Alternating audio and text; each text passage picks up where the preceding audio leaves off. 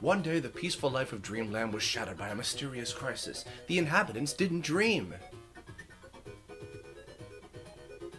On the edge of Dreamland, dreams and hope once gushed forth from the dream spring, fueled by the Star Rod. Investigating the Fountain of Dreams, Kirby found the naughty King DDD swimming in its magical waters. DDD had broken the Star Rod and given the pieces to his friends, who are now hiding in Dreamland.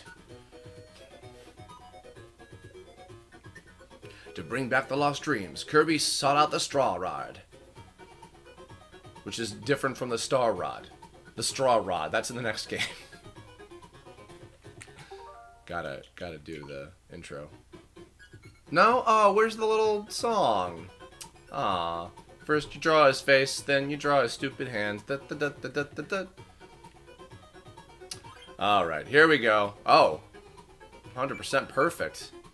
Really? Oh. Well, we're not doing that. We're starting from scratch. Here we go. Vegetable Valley. Hi, everybody. Welcome. More Kirby games. Played by Kirbopher.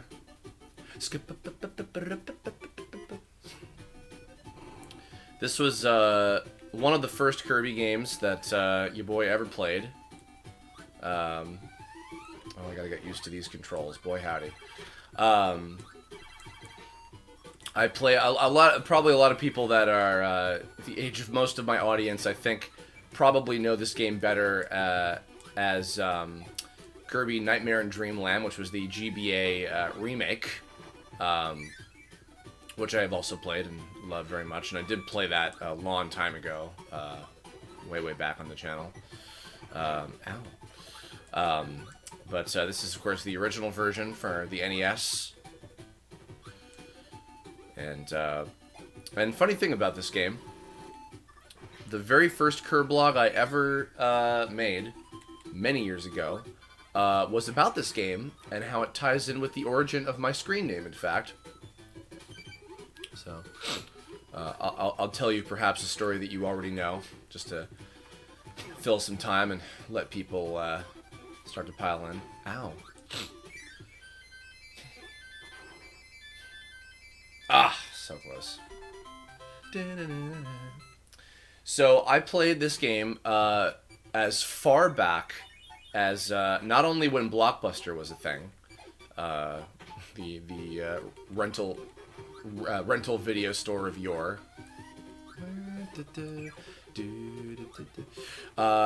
It was so far back, it was when you could still rent NES games from Blockbuster, which was really a long time ago. Like, my god. Can I get rid of the power? Oh, a select. There we go. Ooh, that's laggy. Yeah, I played this in one of my early childhood homes. Did not beat it. I did not beat it until many years later, when I did eventually track down a copy of it, because I kept my... I kept my NES for many years. And I eventually found a copy at GameStop. Oh. And did eventually beat it from start to finish. Much later. But the second time that I played the game, after that initial time that I rented it from Blockbuster years before, was regrettably it was not legal. It was I emulated it. My sister Allison, who many of you guys know, I've had her on Curblocks before, and she was on Pete and Pete, and she was the voice of Splat in the Tome web series. Allie had a babysitter. Or, well, sorry, I had a babysitter who was one of Allie's friends from school. No, you know what? No, I want to keep Cutter. Kimberly. Shout out to Kimberly. You're probably not watching this. But she had an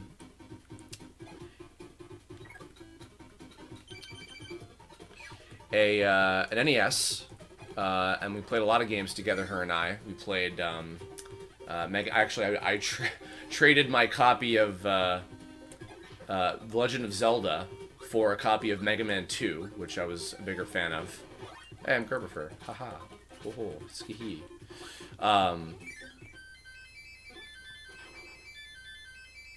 Hell yeah. So we played a lot of NES games together.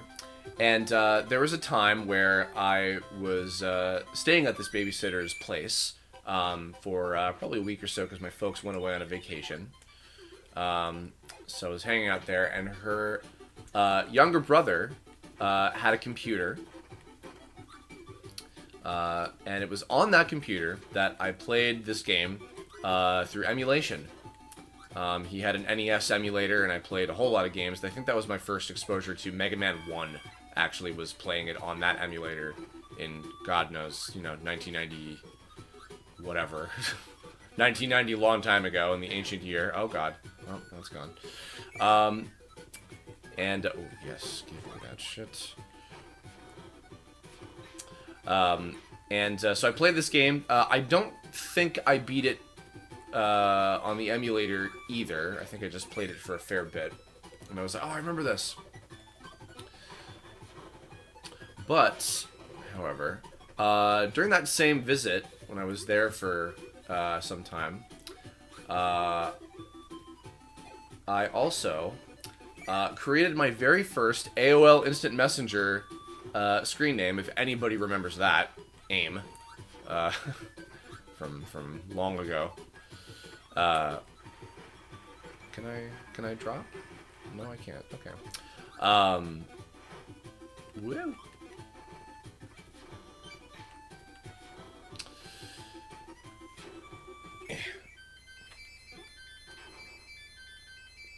But I was playing Kirby at the time, and so I was trying to create a screen name for the messenger, and was like, oh, I don't know, what should I go with? And so in a brainstorm of something oh so original, I combined my name with, oh God, okay, there you go. With the game I was playing at the time, Kirby's Adventure. So, what do you get when you cross that together? You get Kirbopher. And it was as simple as that. So, I was 12 at that time.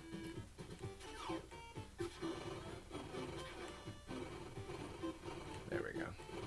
You know what? Yeah, I'll take freeze. Why not? So yeah, it is because of this game. Right place at the right time, because I think I know that when I was choosing what my screen name was going to be, I tried a few different things, none of which were working because they were taken. I don't remember what most of them were. I do remember that one of them was Future Trunks, which yeah, go figure, that was taken already.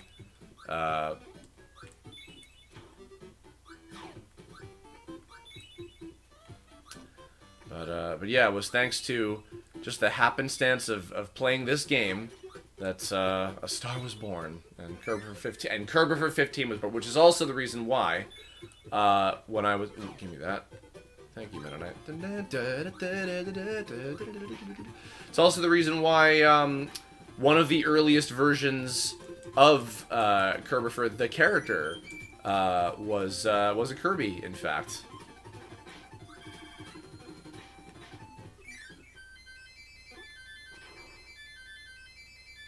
Hell yeah. Scooby-Doo-Doo-Doo.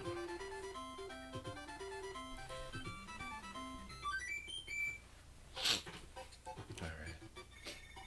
Oh. Before I do that, let me go give that crane game a shot.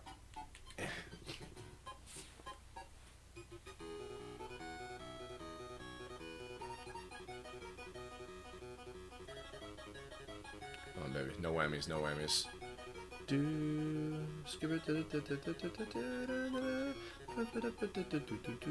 You bastard.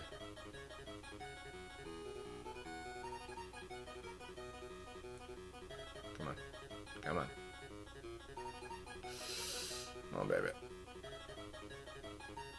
Ooh, ooh, ooh, ooh, ooh. Yes! Haha.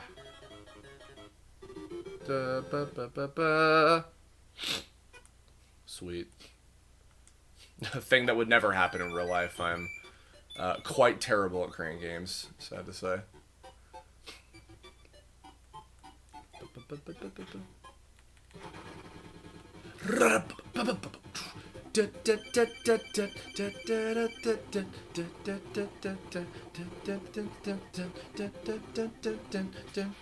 Oh, great boss. Anyway.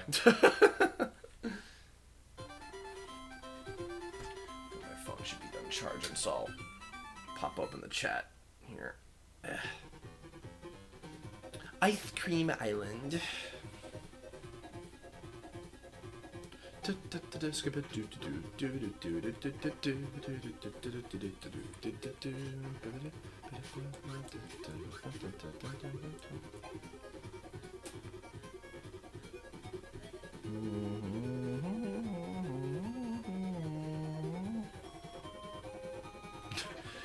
The timeline where I happened to be playing a different video game, and that influenced my screen name instead. Yeah. Well, as I've learned from, I just recently watched Marvel's What If with a group of friends, and you know, there are an infinite number of universes out there. There's a universe where I'm Mariofer. I don't know if I want to know that guy, but you know, he exists somewhere out there.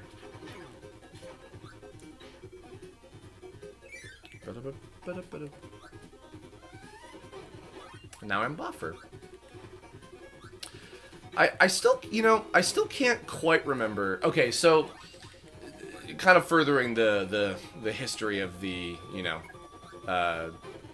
the production of my screen name, I guess production, you know what I mean. Oh god. Oh god. So cool.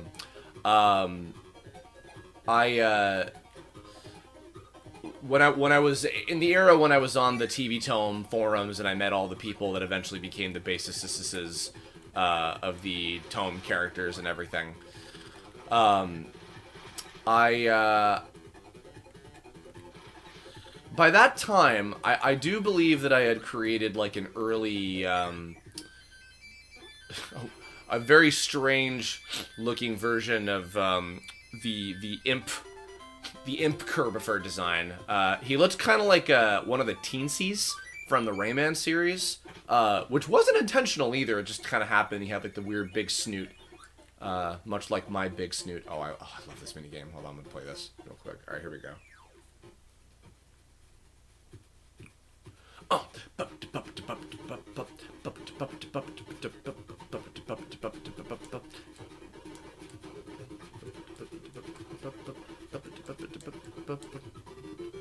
Nice. I'll take it. Tweet, tweet, tweet, tweet, tweet, tweet, tweet, tweet, tweet, tweet. Yeah, because, you know, by the time that I believe that by the time I had created the screen name, I was starting to think a little bit more seriously about, you know, creating stories and shows and, you know, making stuff and all that. So by that point, I definitely knew, like, well, I can't have, you know, a Kirby as a character or something, you know. So I tried making, like, a sort of Kirby-inspired kind of being, as it were. I'll take Spark, why not?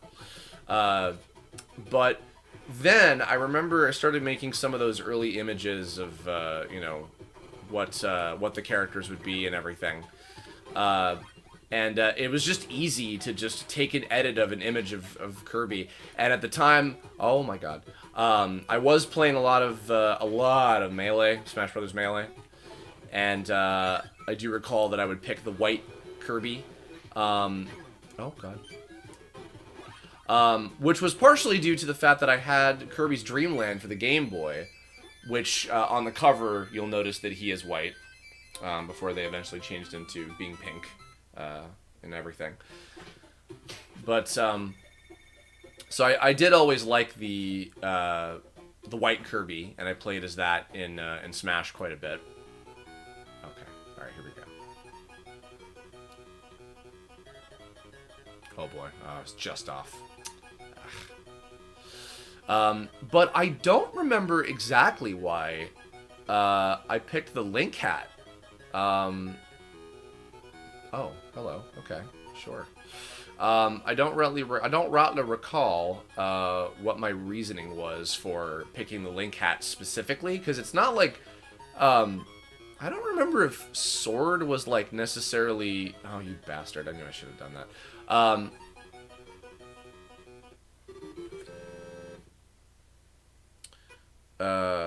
Yeah, I don't recall. It's sort of. I don't think it was one of my favorite abilities or anything. I'm pretty sure Hammer was. It's because it still is my major favorite, as you guys have been evidenced from the other Kirby games we've been playing recently.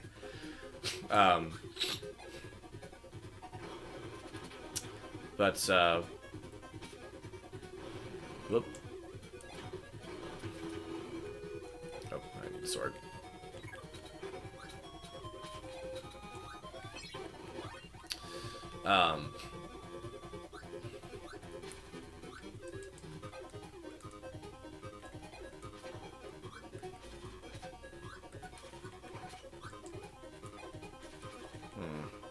Okay. Oh.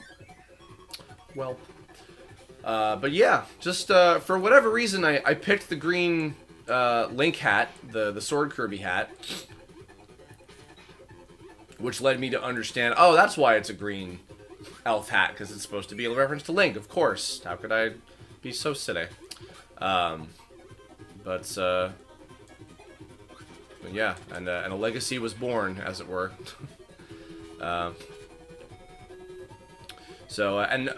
The forum that I was on, oh god, shortly after TV Tone, which was a forum called the Fallout Shelter. On that community, sprite comics were very, very, very popular. Everybody had one, basically. Ow.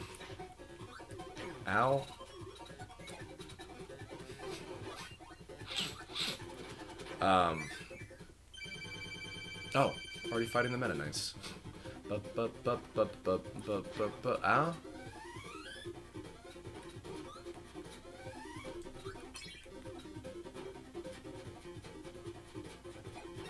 Ow. Ow. Ow.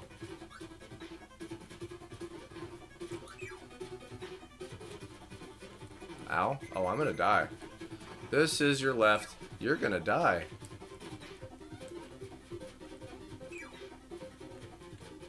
Oh, you bastard.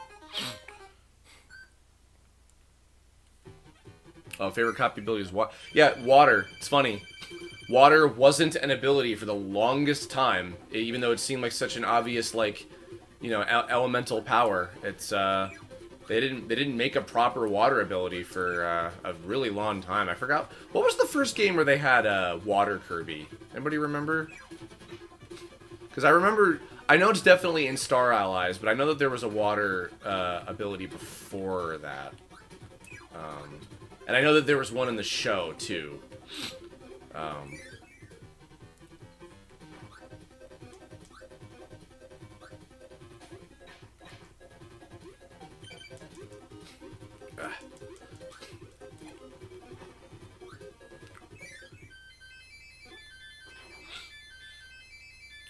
we go. Oh, Return to Dreamland. Okay, that's right. That's right.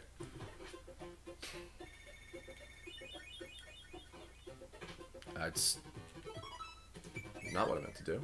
Pardon me. I do remember being weirdly frustrated with... Oh, Laser, that's right. Laser was an ability in this one. Being weirdly frustrated with... excuse me. The fact that you had to press up to float when I was just used to pressing the jump button or whatever. Oh.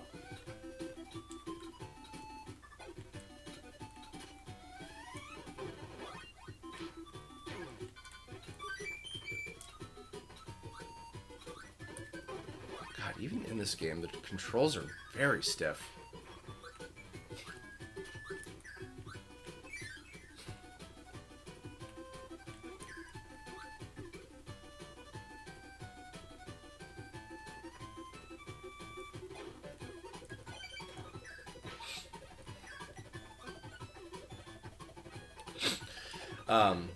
Oh, I see. Yeah. So I was talking about Fallout Shelter. Yeah. So having a sprite character on there was kind of just considered the norm. It was just a thing that everybody did and everybody had and etc. Oh.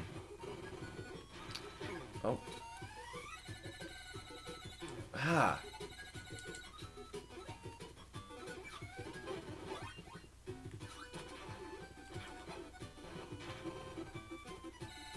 Well, I guess this is my life now. Just waiting here. Oh, God.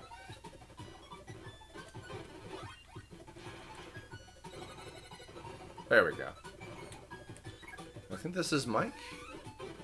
Yes, it is. Mike Kirby. Not... Mike like Michael Kirby. Not like microphone Kirby, apparently.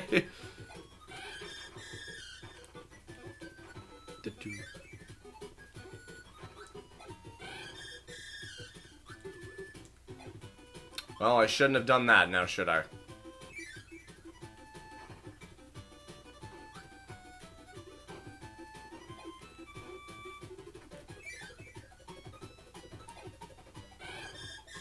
Sure.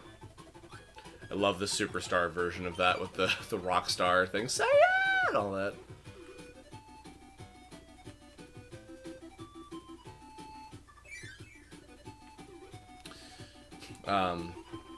Yeah, so on that forum I had the Kirby version of Kirbopher that a lot of people were familiar with for many years.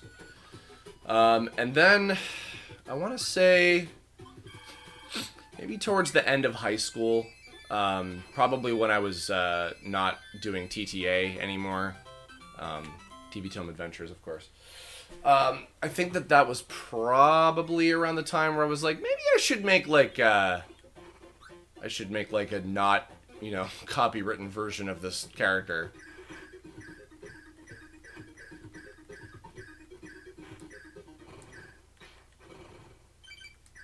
Neat. And then that was when the first, a lot of forest stages on Ice Cream Island here, good lord. I had a lot of, I created the imp version of him that was the design that was used for Brawl Taunts at the time, and just a lot of, little whatever animations. I later refined that design, and it became the one that you all know, of course, from the 2011 Tome series. where I tried to make his head kind of look like it could be a Kirby. Had some elements of that in there, you know. Oh! Sure, why not? I like high jump.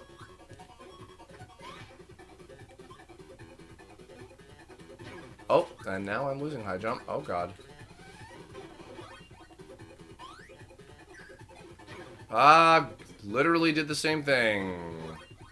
How about not get hit by a fucking Waddle Dee? That would be really nice. Oh, I should probably get that. Ooh, can I... Oh, God. Oh, I know what I need to do. No, I need fucking... I need wheel.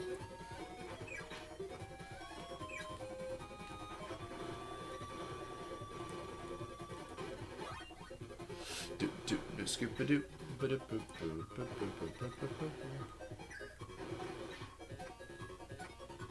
There we are. You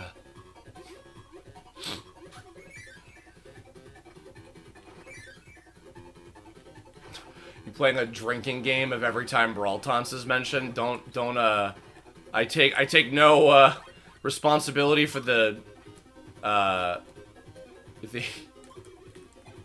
oh my fucking lord. Alright, I need cutter. The conditions of your bladders, please. Use your discretion.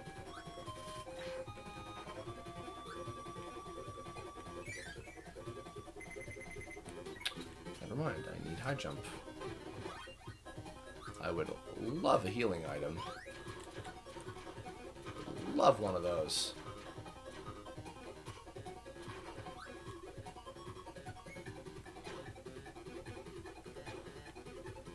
Just a little soda.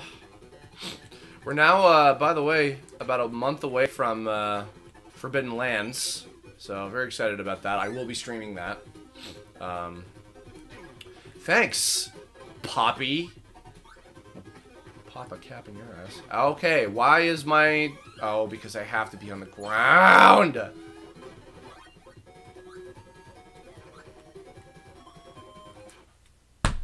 Wow.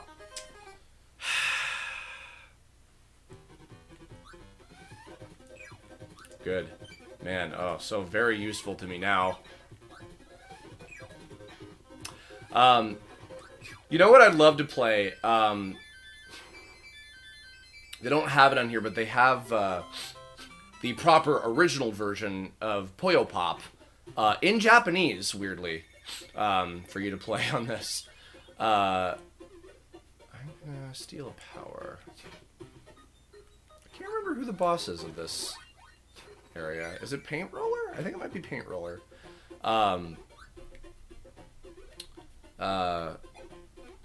Forgotten Land. What did I say? Forbidden Land? It is Paint Roller. This baby. It would be fun to play Kirby's Avalanche, which is the Kirby version of Poyo Pop.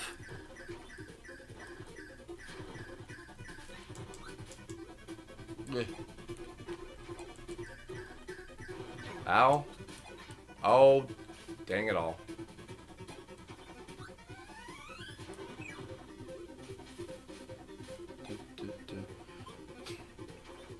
I love this character, by the way. He's so silly. Paint Roller. I want to say, was Paint Roller in an episode of the show? Because they don't use him super often. I know he was in Kirby's Avalanche, and I think one other game, but was he in the show?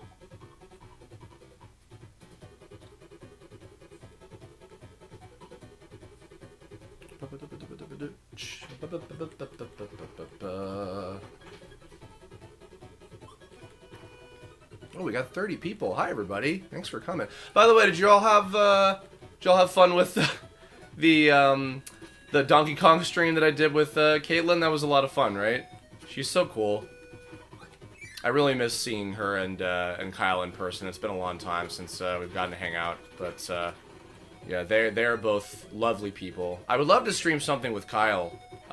We've done some oh god, we've done some videos together, of course, but I haven't done a collab, I think, since I played King of the Monsters on his Board in the Barrel Twitch stream, which is a lot of fun. If any of you guys have not seen, if you go to twitch.tv/boardinthebarrel, or no, it's not called that, but search Board in the Barrel, and you'll find the official Twitch channel that he's got, where he and a bunch of his friends, and they get different guests and stuff. They play a lot of cool board games and stuff. And it's funny because I actually just got, I forgot what they were called, but I got a couple new board games from Sungwon Cho, Pro ZD. He was giving away a bunch, and I was like, I'll take some.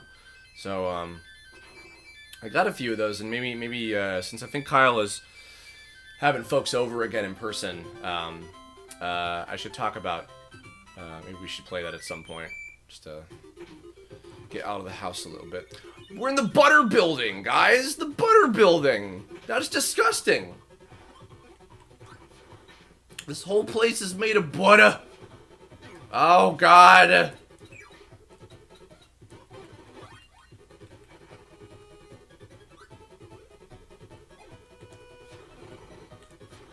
Oh, you mother... Okay. Thank you. Hi, Cartoon Gamer. Malik, do you want to join? You wanna like hang out? Cause I mean, I'm just playing this solo. More than happy to have company if you wanna hang out. I'm sure you know plenty of Did You Know trivia about this game. I'll try Needle, or I'll be Rock, sure, or Stone.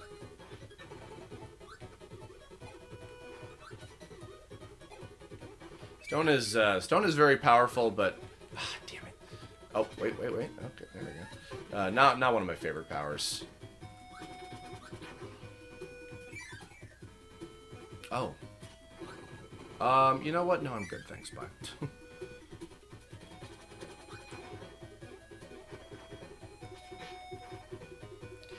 He shot a Kamehameha and sliced through him like warm butter. Oh, God. Things are not looking... Oh, okay. Cool. Neat. It's a stone. It's a stone, Luigi. You didn't make it. It's a football. I chiseled it.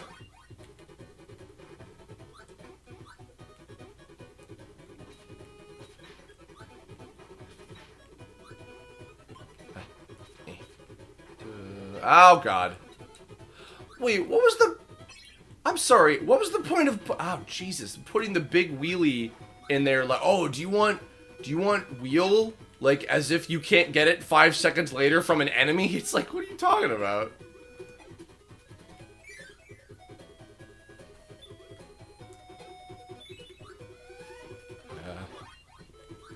Ah, God.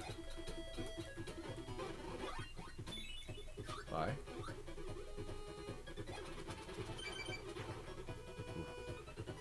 Can I make this?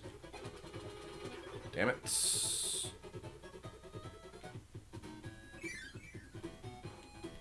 Bugsy!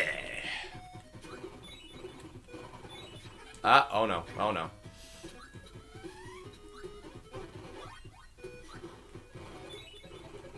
God, I really wish I liked the... Because they're so cool, but they're really difficult to control. The throw and backdrop and suplex abilities. They're really cool to look at, but they're just a pain in the ass to control, unfortunately.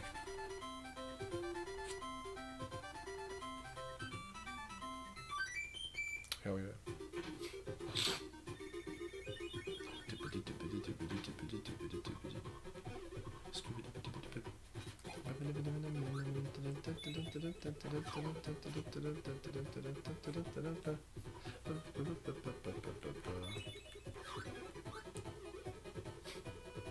Ow.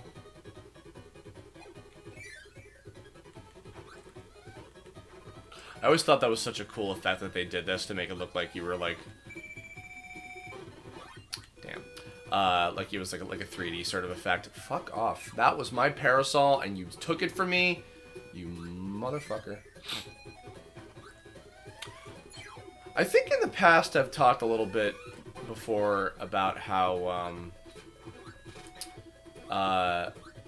I've had a lot of dreams where I've been to specific locations multiple times, or like very vivid locations that I remember distinctly. And I've always wanted to make a video game. I still think about this, and if I were to make another video game, it would probably be this one. It was an idea that I had for like all the stages would be places that I've been to in my dreams that either I'd been to multiple times or just very distinctly remembered. And I always have so this visual you're seeing right here of like the exterior of the butter building tower. I remember having a dream of like ascending up a tower kind of like that. Because I always, oh god. I've always thought that big tower kind of like thin tower areas like that. I've always thought are really cool. Oh, okay. Well.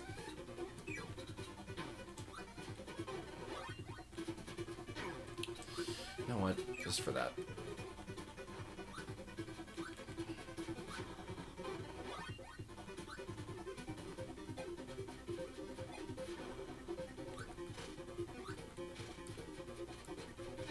Okay. Fine. Be like that.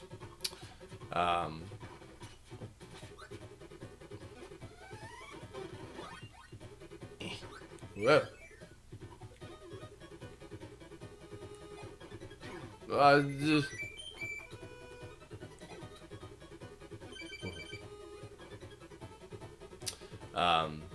Yeah, that is an ancient dream, and it was most likely visually inspired by butter building from this game, if I had to guess. Speaking of dreams, oh, Klonoa, yeah. You know, I've never played a Klonoa game. I'd like to try it. Maybe I will.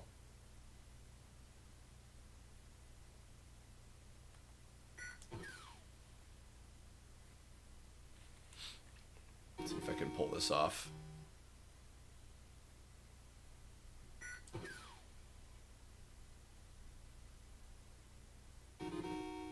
Boom.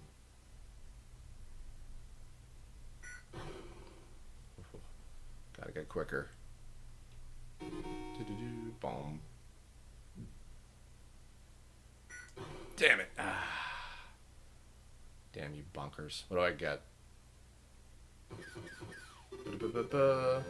Oh, good. 5,000 points. Neat. For my gamer score.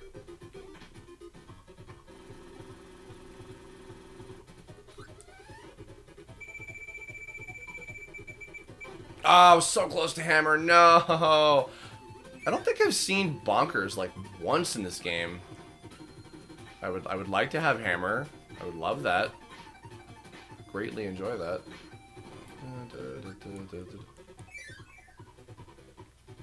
Ooh, but I would rather have freeze.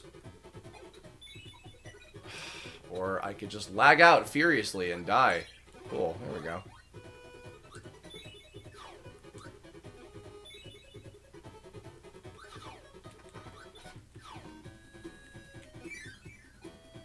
Hey, there's the boy.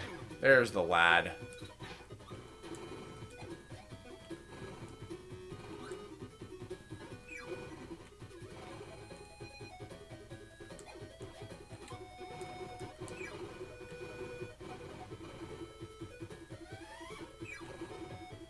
Ooh, that's what I'm talking about.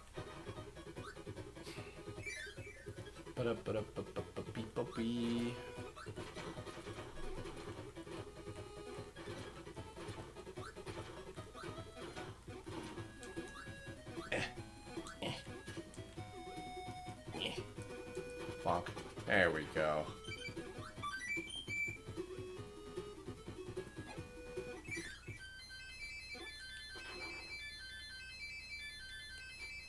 Kind of curious, actually, how long it'll take for me to beat this game. It's not particularly difficult, but we'll see.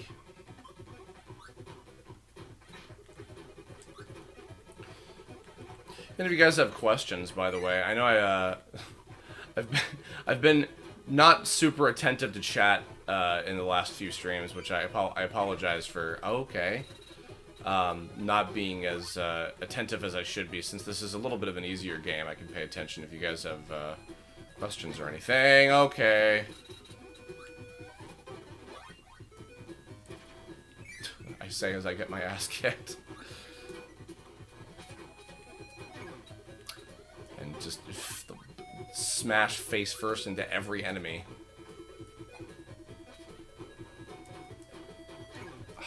Every enemy! Thank you. Cool.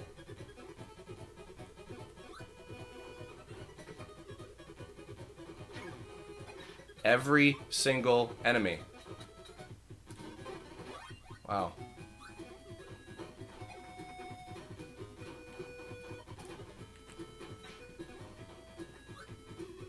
There we are. Oh, got your first tattoo yesterday. Neat. I would love to get a tattoo, but I am way too chicken shit to do that. I want my hammer. I want to keep my hammer.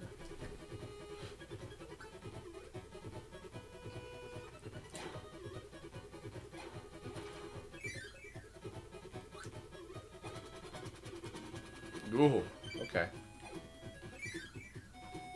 Oh! Neat. Hey! Egg crates!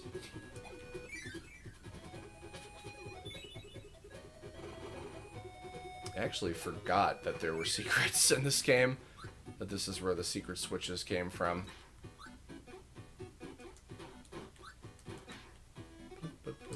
I don't need to be like Kirby. I'm a cool person and I can play it in the dark.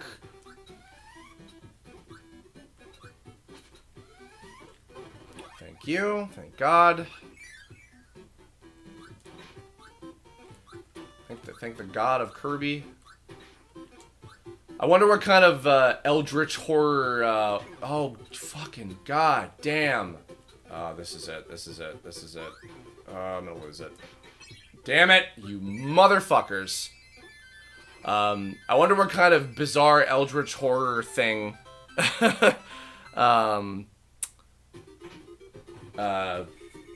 the final boss of Kirby Forbidden Land is, or Forgotten Land. I keep saying Forbidden Land. Is it Forgotten Land? Forgotten Land is gonna look like. I'm quite curious. I guess it'll probably be something like quite animalistic, since that the beast seems to be the theme of the enemies in this one. Oh, well, not enough for a life. You bastard.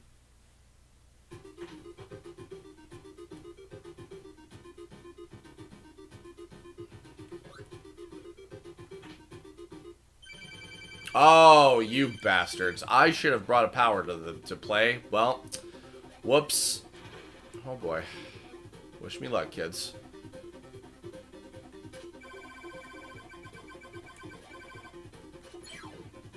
Oh, nice. Ah.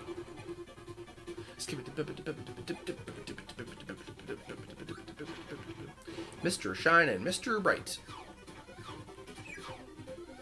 How about facing the right direction would be kind of cool. Maybe.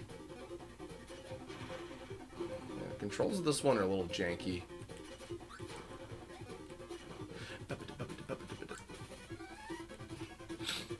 Moonblade.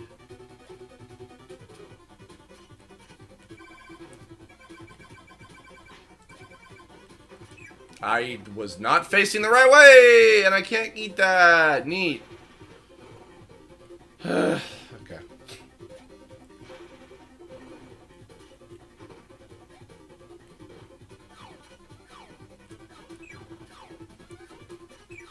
There we are. And goodbye. Hey! Nice. Sweet. Oh. 1 second, folks. We might have a guest. Before we go to Grape Garden. Oh, wait, no, never mind.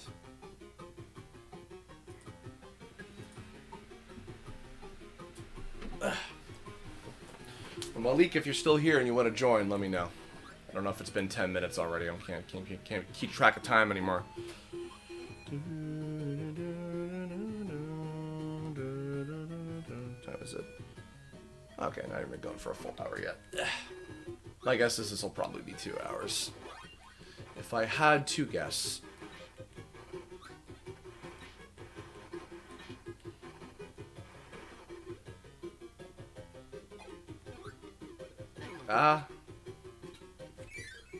Oh, is this where UFO is?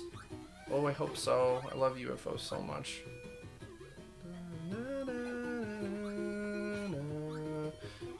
It's funny, I think because...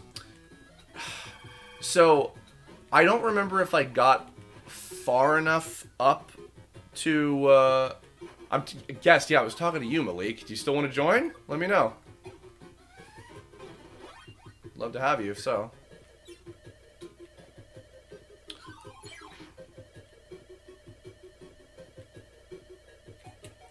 What the hell was I just saying?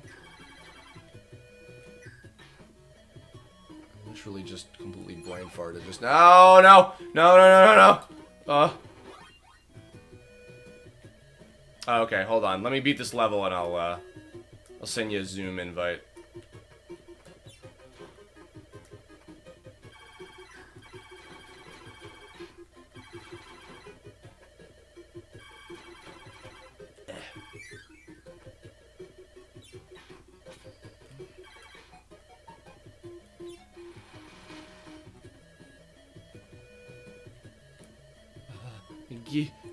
Oh, there he goes.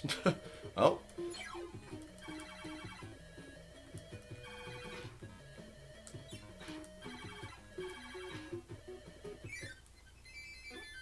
Oh, but I don't keep it, do I? No, of course I don't.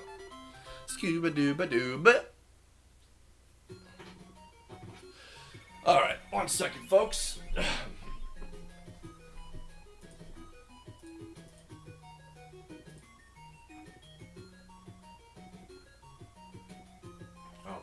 Malik, message me on Discord because I forget what your Discord name is.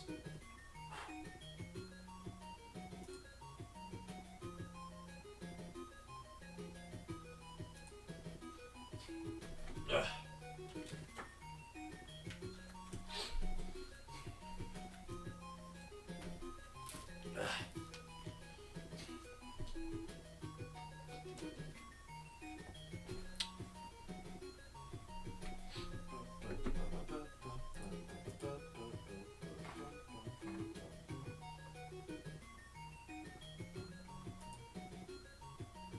Oh wait, no, there you are. Okay.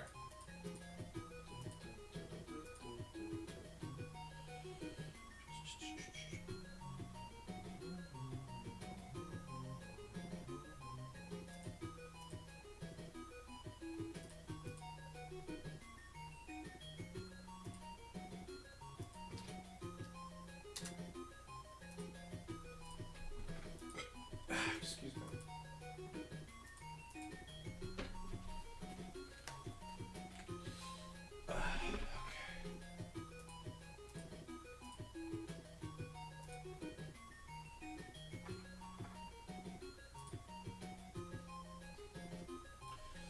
You may join when ready, Captain.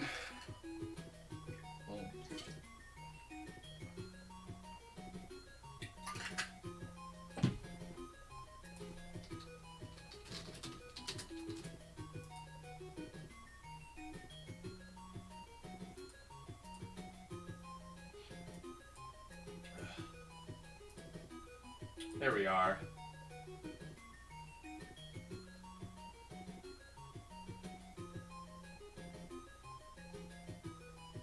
Hello? Oh, you're in, but I can't hear you if you're saying stuff. Oh, wait. Connecting to audio. Oh, okay. There we are. Hello. Hello. Hi, how you doing? I'm doing okay. How are you doing today? I'm okay. Went for a little Starbucks walk today and slept in because I was up very late last night. Actually, for the first time in a while, I'm very late. Well, same here. Yeah. Oh, yeah. Putting together Did you know gaming? A big one. Well, two big ones this week, Oh, actually. nice. Yeah. Have you gotten to record any of them? I know you've been editing for them for a long time, but have you recorded any new ones in a while? The last one I did voiceover for was the King K. Rool one, and that was in 2019. So Oh, no. wow. Okay, well, I hope you get to again at some point. It's funny, I was just recently watching the Cuphead one you did, because obviously Yeah. the show came out recently, which, by the way, if anybody hasn't seen the Cuphead show yet, do that, please. It's excellent. By the way, this is Malik, Cartoon Gamer, who's editor and voice for various Did You Know gaming videos, and he has his own channel as well. He does a lot of Pokemon-based content and the like. Yes, I do actually. And we've done a couple. What was the last video? Was the last video we did together one of the Nintendo Direct reactions? Yeah, when it was like for Legends Arceus, and they showed like Weird Deer off and a couple of other things. I'm sorry, what did you just say? When they showed off Weird Deer and a couple of other things. In what game? Legends Arceus. Sorry, what was that? Oh, hold on. Is my microphone sound No, okay? I heard you. Just I think I misheard you mispronounce the name of a very important deity. Maybe my ears were playing tricks on me. I'm not entirely sure. Deity now. Yes. It's a deity? Yes. Well, you can't say the G word. This is a kid show. There's kids watching this fucking show. So what's the how do you pronounce it then? I pronounce it the correct way. Mix! Indulge me. Oh, Malik, you're a fake Pokemon fan. You should know this. You should know this. You should know this, sir. I'm not sure what's going on. How do you pronounce the name of the Pokemon of creation? Oh. Arceus. Yes, exactly right. That's what I thought you said the whole time, because as a hardcore Pokemon fan, you would know that that's how it's supposed to be said. Well, did you know in Pokemon Battle Revolution they pronounce it as Arceus? Really? That's the only time they did. Oh, that's funny. Because that was before like the movie came out and everything. Oh no, I lost. Oh, I'm bad. Oh, I get one more shot. I'm trying to do the Kirby quick draw. I don't know how far behind the footage of the game is compared to you. Maybe like 10, 15 seconds. Okay. I'm doing the quick draw McGraw. Yeah, I see that. Nope, damn it.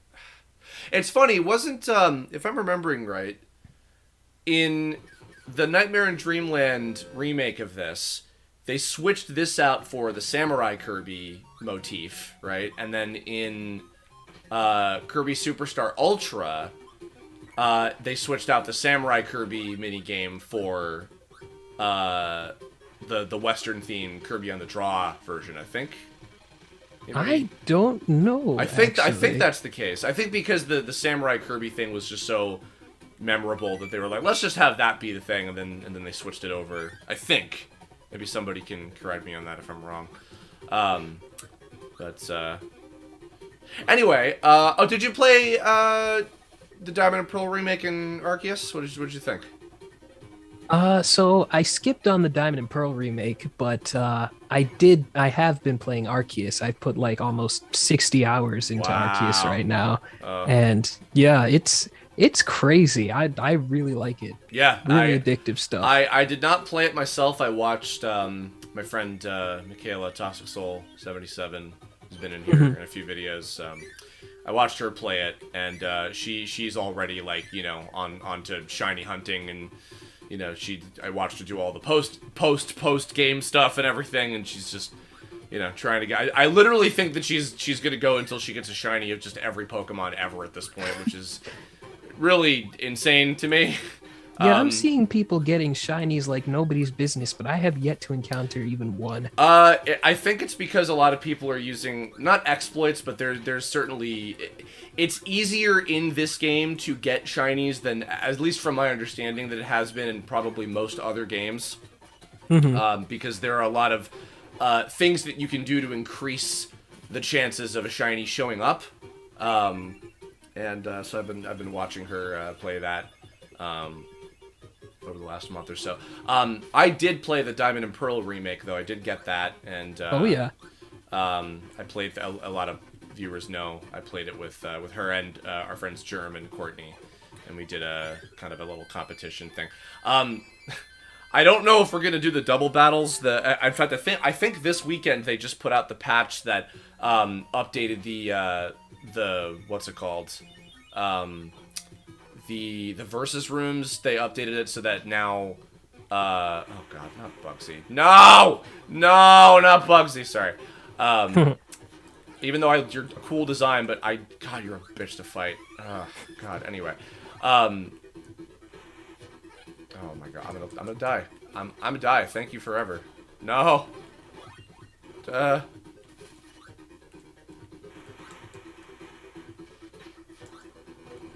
Oh, by the way, if my microphone goes silent or anything, it might just be because I'm taking a call or something's come up. Oh, but you're good. No yeah, I'll still pop in and I'll let you know. No worries.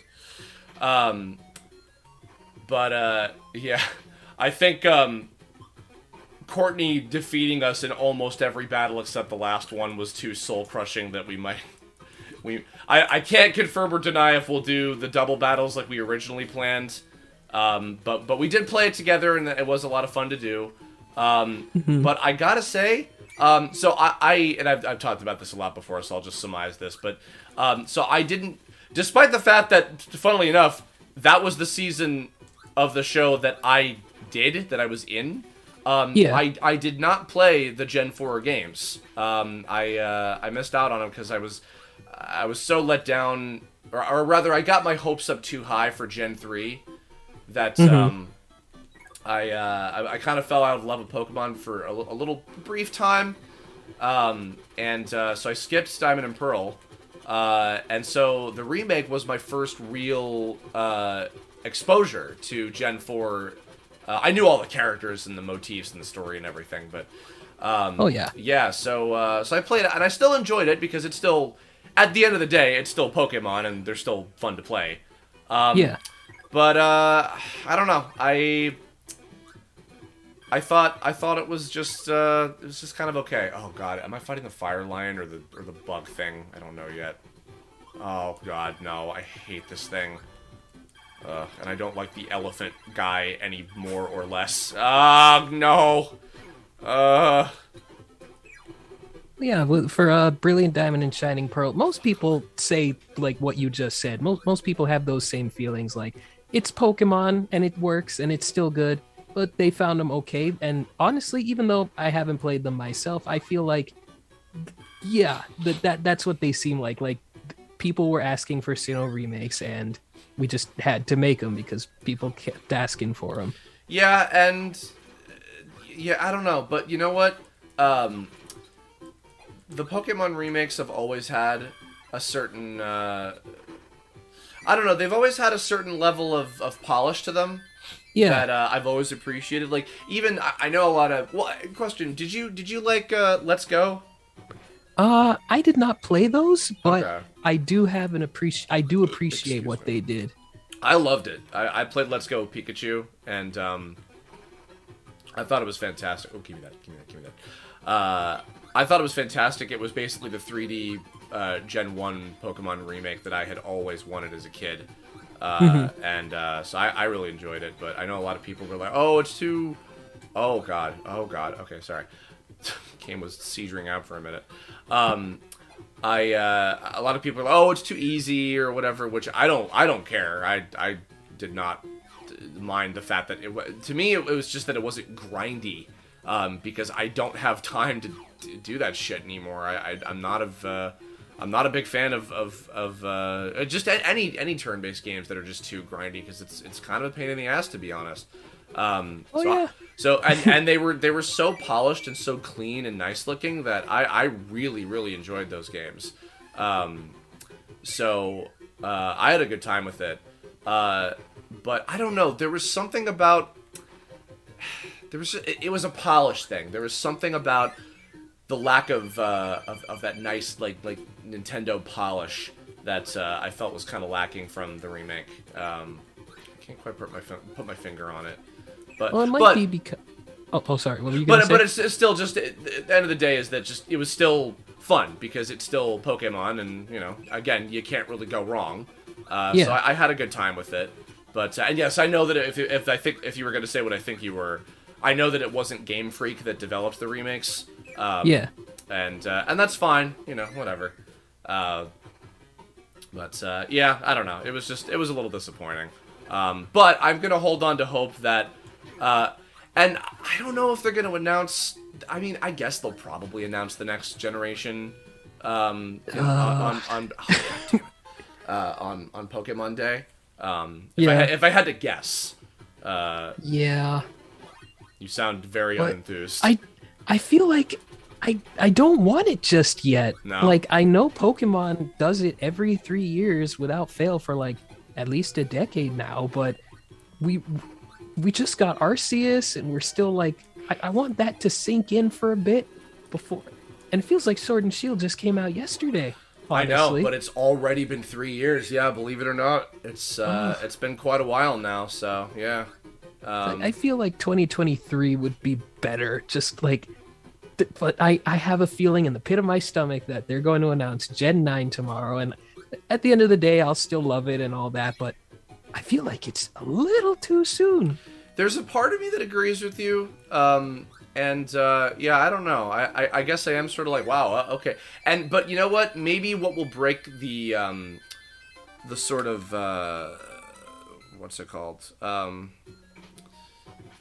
The expectancy of it all is maybe it will maybe it won't be coming out in the fall like usual. But I don't know. I'm really not sure. But then again, it's not like they've never like, you know, there wasn't a time where like they were having new Pokemon games come out multiple times a year for a while when they were doing spin-offs and things. So it's not like that out of the ordinary necessarily. Yeah. But I don't know. I'm really not sure. I also am not sure if we'll get like maybe we'll get DLC and updates and stuff for Arceus. I'm not really sure. But That's possible. Yeah. I think at the very least they'll reveal Gen 9 and maybe we'll see like the 3 starters or something. Yeah, probably.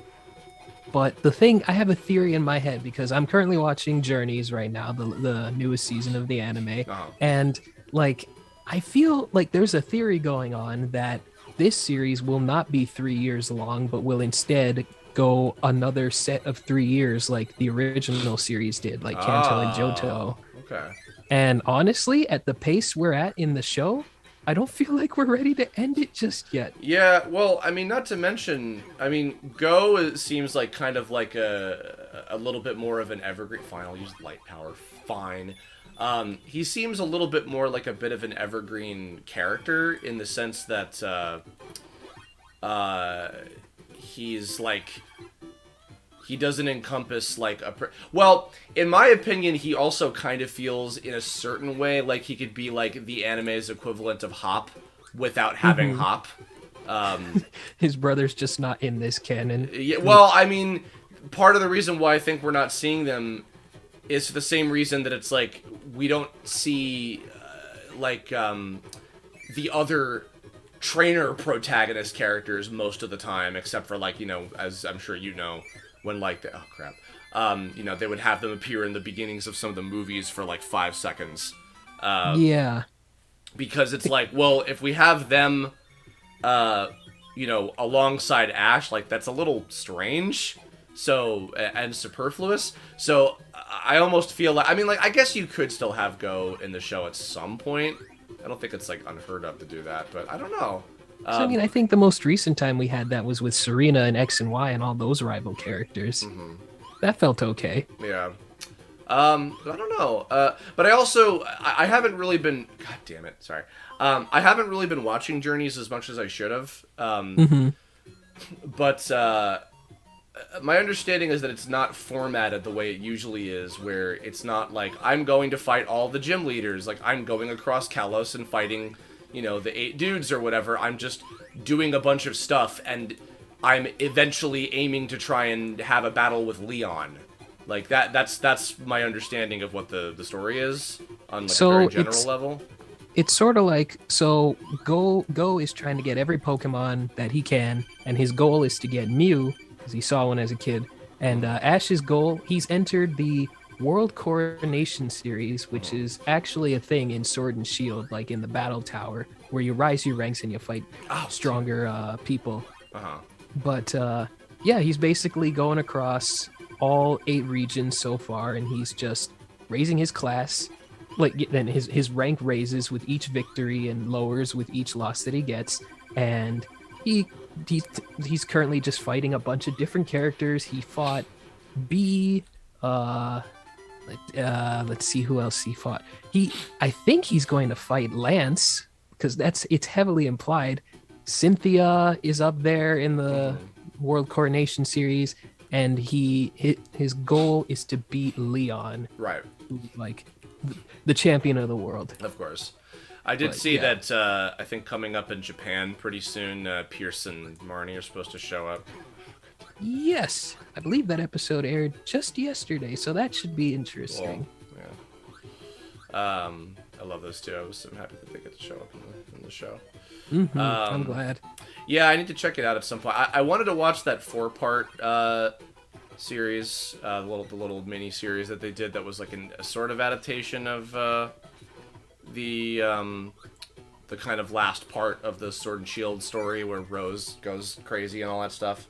Yeah. I know that came out a while ago. My friend Jen voiced Olivia. Olivia? Olivia? Wait. No. Oleana? Oleana, sorry. Yeah, which I know that she was very excited about that. Yeah, that's cool. Yeah, and Zeno's been living it up. Doing, He's really good. Go. Oh, yeah. And Casey, of course, as the Score Bunny evolution line. So, you know what I don't like about this game is that you lose your power in one hit. Not a fan. Not a big fan, guys.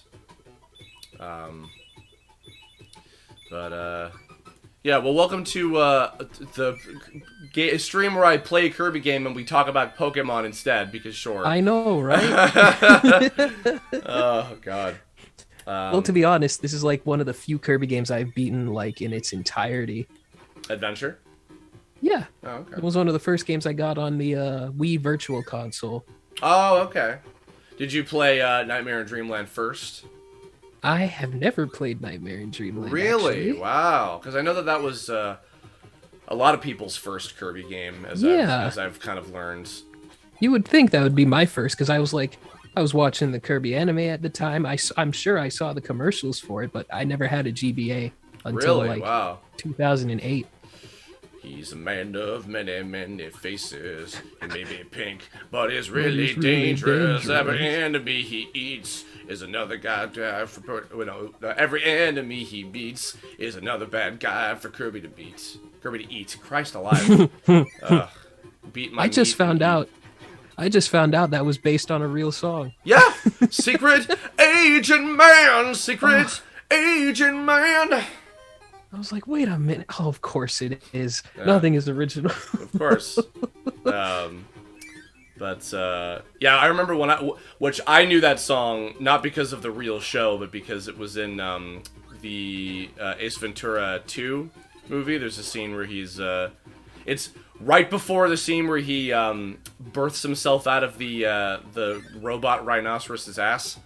I think I need to see this movie. Oh my! You've never seen Ace Ventura? No. Oh, dude! Oh, that is some of. Well, if you like Jim Carrey, oh yeah, then that's some of his most classic comedic work. Good lord!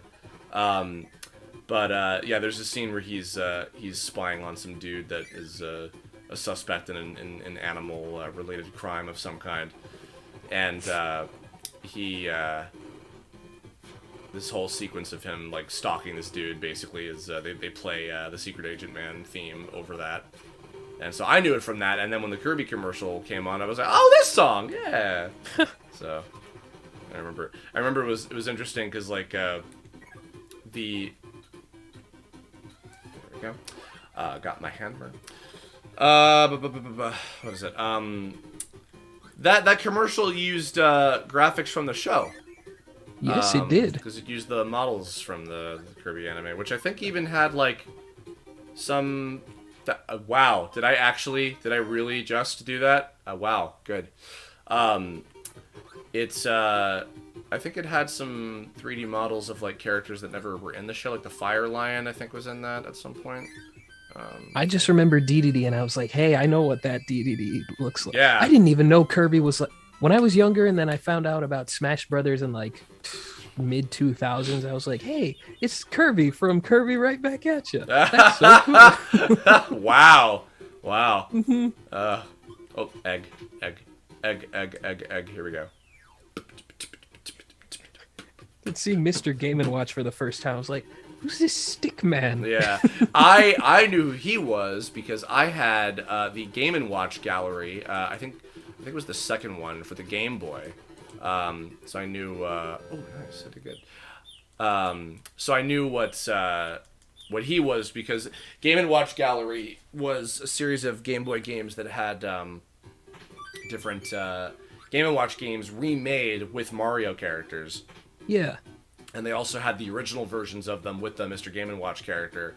So when I saw that, I was like, oh, okay. Here's something.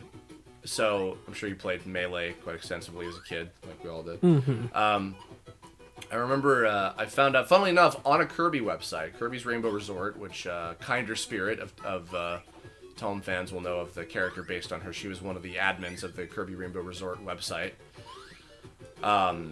Oh my god. On Kirby's Rainbow Resort, that was where I learned what the full playable roster of Melee was going to be, actually. Yeah.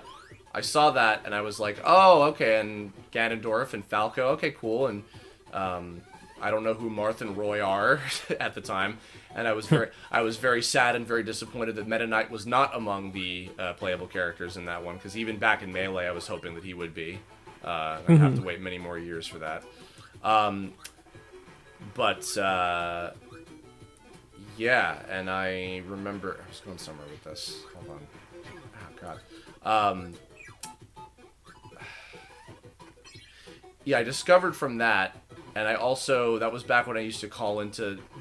Did you ever use the Nintendo Power line?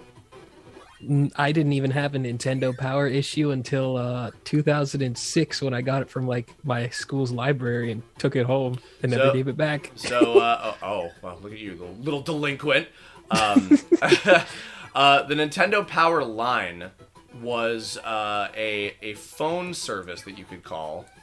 Yeah. Can I please? Oh God, fucking damn you! Not you. You're perfect. Thank you. There was it was a phone line that you could call that would you'd speak to a rep from Nintendo, and they would give you or you could either talk to somebody or you could you could just listen to like a pre-call sort of like, you know, to learn about tips and how stuff. to do whatever. Yeah, click one, you know, etc. So my you know, because before the internet was, you know, so easily accessible and stuff, I was using the Nintendo Power line to learn news about Melee. So I remember, and actually this was a funny thing. So imagine a little, like, I don't know, 13-year-old, whatever, however old I was, Curb. And I learned about the, you know, how to, they had on, you know, basically the way that this line was set up, guys, it was like, to learn about how to unlock the playable characters, the other secret fighters, press 1. To learn about how to unlock the additional stages, press 2. To learn about how to unlock the different trophies, press 3. And they would actually update over the course of time the, what's it called? The line to have new information about the other playable characters, like, over the course of time. So that was for a little bit how I was learning, like, about what some of the characters were, until eventually I went to Kirby's Rainbow Resort and just found the list. But because I didn't, just like I said, the internet information just wasn't super easily accessible. So this is how I was just learning anything about the game at all for a little bit. and God damn it. So I would call in, and I remember on the section about to learn about how to unlock the different trophies, you know, press this or whatever. And so I was hearing, you know, different tips and things, and, you know, telling you how to do this. And so, you know, to learn how to unlock the Wolfen trophy, you know, to learn how to unlock the Diskin trophy, to learn how to unlock the Giga Bowser trophy. And I'm like, excuse me? And I should mention, by the way, that at this time, my friend and I in elementary school, because a lot of people know Bowser's like my favorite Nintendo character. I love the guy to death. And we had an idea for like a transformed version of Bowser, like a super form that we called Mega Bowser. That was very much like Giga Bowser, where just like bigger and beastly and scarier and whatever. And I heard about that, and then actually that same friend, he's like, dude, I haven't gotten the game yet, but I got the player's guide because it was cheaper for me to just buy with my allowance or whatever. I saw what Giga Bowser looks like. He's hideous, and I'm like, oh, that's so cool. And so that was oh my god, Chris, pay attention for fuck's sake, man. Yeah. So that was Melee was kind of a magical time for me in that era for sure. But by the way, somebody in the chat just pointed out the thing about wow, that's Kirby from Kirby Right Back at Ya. Like some people when they go, oh, like that's Kid Icarus from Super Smash Brothers. Or from Captain N. Yeah, said no one. Not even I'm too old for that, or even I'm too young for that, I should say. No. My other favorite is Sephiroth from Kingdom Hearts, and I'm like, die, just die. At least that's partly accurate. I mean, but he's not from Kingdom Hearts, is what I mean. Yeah. Obviously. Oh god damn. God. Oh, but yeah, Melee was pretty magical for me. Even though I played Melee after I first saw Brawl, but I owned Melee after I already played Brawl a couple times at friends' houses. But the GameCube was cheaper, and we had Melee, and we bought it in like 2008 at a Walmart. So we're like, we're gonna make the best of this, and we absolutely loved it, me and my brother. And we found all the cheats online on like Cerebi.net and a couple of other places, and we're like, hey, did you know about like you can change Zelda into Sheik just by holding A, or you can change the music by holding L and R? And when we found Giga Bowser the first time, we already knew Giga Bowser existed, but we didn't know how to get him. It freaked us out the first time. There was the you know, the glitch where like it's called like the kamikaze glitch, where you do like 3 PK flashes while Mr. Game & Watch holds down his oil panic thing. And yeah. Yeah, that was another one where it's like, whoa, this is crazy. I was one of the foolish, stupid children that fell for the Sonic and Tails unlock April Fool's joke, the infamous one from Electronic Gaming Monthly, of course. I fell for that. I did it. I killed 10 enemies in Cruel Melee, and I'll never get those hours and hours of my life back. And I went to school very angry that day. Yeah. And I did also get, I was so determined to, okay, so here's something else that's kind of funny. Certain mysteries that are unlocked to me simply from just being a voice actor and understanding how production works now. So, as you might remember, I'm sure, because you dig for secrets and things just like I do. In the sound test, the narrator, the announcer, has, name calls for Master Hand, Giga Bowser, and Fighting Wireframes. Fighting Wireframes. And so, for many years, I believed, simply because of that that they were unlockable. They had to be. They had to be, of course. And I did everything I could, and in fact, okay, I think I've told this story on a Curb Lab before, but I'll tell this here because maybe you don't know this, and this is a funny thing.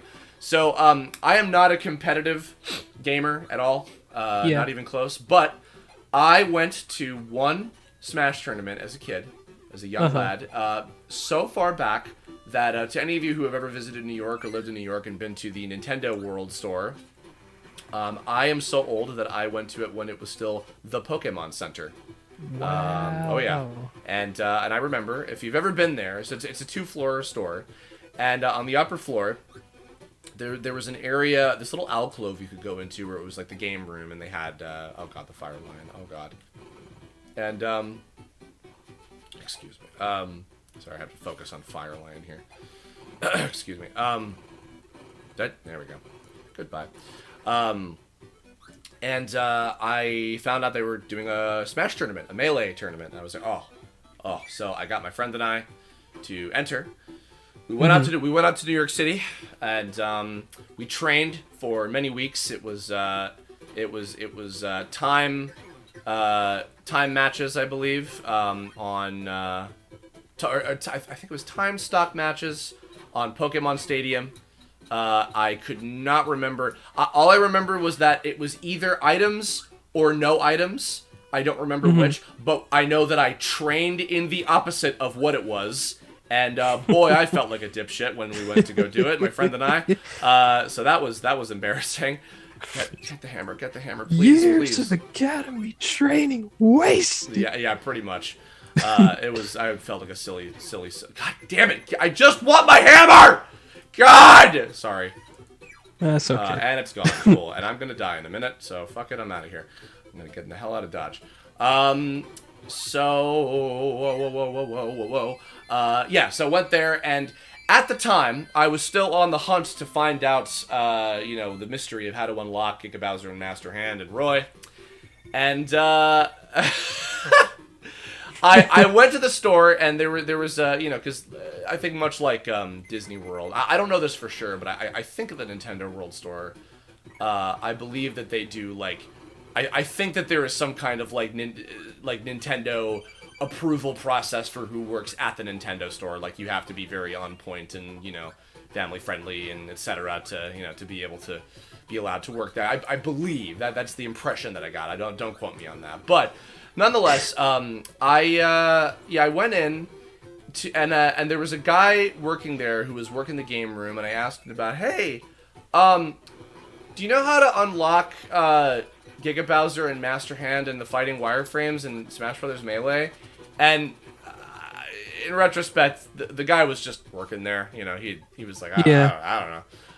I think he gave me an offhanded answer of like, well, you can go into like giant mode Melee and just play as Bowser, and it's kind of like it. And I'm like, all right, cool. And so then we go to the tournament. It starts up, and there was they started up they had everybody in the room and telling people about what to do and everything. Damn it. And that same guy was explaining the rules, and he was like, all right, so it's gonna be 2-minute stock matches in Pokemon Stadium for the first 2 rounds. We'll switch to Poke Floats later. We have all the characters. I'm pretty sure we have all the characters unlocked. And I can tell that the only reason he had that hesitation was because of my earlier conversation with him. So me, being the smart-ass little, 13-year-old or 14, whatever, however old I was young, that I was like, oh yeah, no, you got them all except for Master Hand and the fighting wireframes and Giga Bowser. And then, without missing a beat, one of the younger kids in the back of the room responds with after what I says pops in. In fact, here I'll even hold on. I can spatially replicate this. Yeah, we've got all the characters unlocked. I'm pretty sure we've got all the characters unlocked. Yeah, you do. You just don't have Master Hand and Giga Bowser and fighting wireframes. And Goku! and I swear to God, I feel like everybody in the room just kind of slowly turned their heads, and I was half expecting them to all point at the kid going, so that was hilarious. And I did eventually get an action replay. So I was, the closest thing to quote unquote unlocking them. I did get to play with them. It was not as exciting as I thought it was going to be. Sad to say. So that happened. And then as I became a voiceover actor and worked in video games, and even as I began to, I had met Xander Mobus, of course, who's the Smash announcer for Smash 4 and Ultimate as well. So I learned more things, and I realized, oh, well, really it's just as simple as, like, well, let's record all of these character names just in case we need them for any number of reasons. Not necessarily that they'll be playable. And what I realize now from the later games and seeing how this is laid out, it was probably for, well, just in case, say, like in, you know, one of the one-player modes, we want to have versus Giga Bowser, you know, something like that, right? Yeah. That it's not everything is, you know, as overt as, oh, it's because they're a playable character, you know what I mean? Yeah. So I felt kind of good about that, where it's like, oh, okay, I'm you know, deducing kind of how this works, and because I've having produced my own game and worked on my own games and all that kind of stuff, and recorded you know, for other people's games and directed games and things, you know, often you will end up recording a lot of things that you're not necessarily going to use, but it's for the purpose of, well, it's for the purpose of just making sure that you're covered. Like, it's, in fact, it's been no secret that even just sticking with the Smash thing in particular. Oh, good. Light. Great. What does this do? No, absolutely nothing! Anyway, but, oh, God, no! Damn it! Xander has gone on record in a few interviews and things about how, you know, every time he'd go in to record for the DLC, he would be like, they would have him record a multitude of names, and, you know, just in case, like, well, we don't know yet, or, you know, or to prevent leaks and things, you know, which makes perfect sense. And, so he's probably, I feel like, you know, between the beginning of Smash 4 and now, I swear to Christ, the guy has probably recorded, like, the name of every video game character ever. Oh, my God. No! Damn it! He's probably recorded, like, the name of every video game character that's ever existed at this point. Yeah, I would imagine. Yeah. So the weird thing when you brought up Master Hand and fighting wireframes and all that, the one thing that I'm always tripped up about is why there's no Crazy Hand in Melee Sound Test. That's right. Why is that not there? Well, my assumption is, say, for example, because, okay, so, you know, like in the case of Smash 4, right, where Master Core is a thing. So when you get to the end of Classic Mode and you're going to fight them, it'll say, you know, versus Master Hand and Crazy Hand, because they both appear. But there's no Master Core, because, you know, he shows up in the middle of the fight as kind of a surprise. So maybe, my guess is maybe the intention was, okay, well, you know, if you get to the end and say we'll have the, you know, versus Master Hand, which they ultimately didn't end up using, because it seems like it was more dramatic that you just get to the end of the one-player mode and you're just at Final Destination, you know, you just get there and he does the laugh and etc.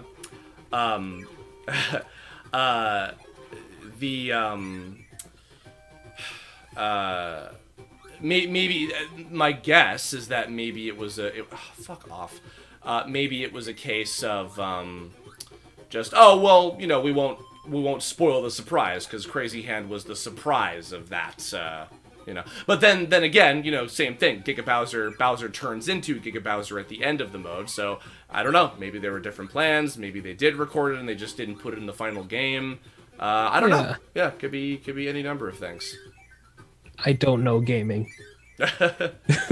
You don't know gaming, but maybe someday you will. Maybe Daz and Greg will teach you a thing or two. I don't know. That would be nice. They seem like nice fellows. They are. I haven't talked to Daz in a long time. And I've never met Greg before, but I love his voice. Me too. Cool Hello and welcome to Did You Know Gaming Extra. Today we're going to talk about Kirby's Adventure for the NES. That's what we say here in England, is the NES, not the NES, because we're better. It's called English for a reason, because we fucking invented it. We spell color with a U. Yes. Oh god. I mean, I do too, so, you know. Oh right, because you're Canadian. Yeah, I say Cool. Zed. You do? Do you say Zed? Yes, I do. Do you say Zeto? Like when talking about Dragon Ball Z. Or my character. You Oh, scrub. right. Oh, right. Yes, of course. Right. Yes. Yes. No, I knew. I mean, that's where it comes from. I want UFO. Oh, or I can, or I just want death, I guess is what I want. Money! That's what I want! Anyway, ZX Spectrum? Yeah. You know the ZX Spectrum? I don't think I do. It is a computer. I think it's a computer. It was only available in the UK in like the 80s, but that's where Rare first began as Ultimate Play the Game. Oh, that's where right. They put, like yes. Jetpack and stuff. Yes. Did you like my interview with Kevin and David, by the way? Oh yes, I did. That was great. They're lovely chaps. Everybody go subscribe to DK Creations on YouTube. They're making their Salamandos webcomic and album, and I think Kevin has been streaming playing some games. I think he said he was going to stream playing Diddy Kong Racing at some point. I was so glad that they were so happy and giddy to talk about Diddy Kong Racing, because like I feel like that's a game that people don't ask them about nearly as much. I mean, I feel like Diddy Kong Racing is somewhat forgotten because, I mean, there's no official way to play it these days. Yeah, that is true. That's sad to say. Well, I mean, you can get the DS version. I don't know how expensive. But I mean, like the DS version has some interesting ideas in there, but like the original game, like I found out about the original game when I saw a commercial for the DS version. I was like I'll just say, like, I might know Nintendo and stuff today, but until like 2009, all I had was a Super Nintendo and a PS2. I didn't even know Donkey Kong Country 2 was a thing until you didn't even know that Donkey Kong Country 2 was a video game. I did not know it was a video game until I saw in a magazine tips and tricks for Donkey Kong Country 3 on Game Boy Advance, and I was like, there was a 3? Wow. Yeah, yeah. 2? Yeah, and the remake too. Yeah, that's right. I don't think I know I've played. I think I've played at least the Donkey Kong Country 1 Game Boy Advance port, I believe. I don't remember if I played the other two though. The only one I've played is the third one, which it's an interesting one because it's got the most changes. Yeah, like, it's got a completely whole new different soundtrack. It's got, I think the level order is completely different or something, right? Something like that. No, the level order is the same. There is a whole new world though, with a new boss too. Oh right, yeah, like that weird like tentacle monster freakish thing. Yeah, I think it's called Croctopus with a K. Yeah, you know, because everything is with K's. No relation to Croctopus from DKC1. No, of course. But I just played that. I played the first Donkey Kong Country with Caitlin Galt, who was she was I think who did she voice? I think she was Oleana in the Twilight Wings animation, I believe. No, I want my hammer. No, shut up. Get away from me, Scarfy. I don't like you. No one likes Scarfy. Nobody. Nobody likes Scarfy. And if you do, then I'm sorry. I didn't mean to offend you. Oh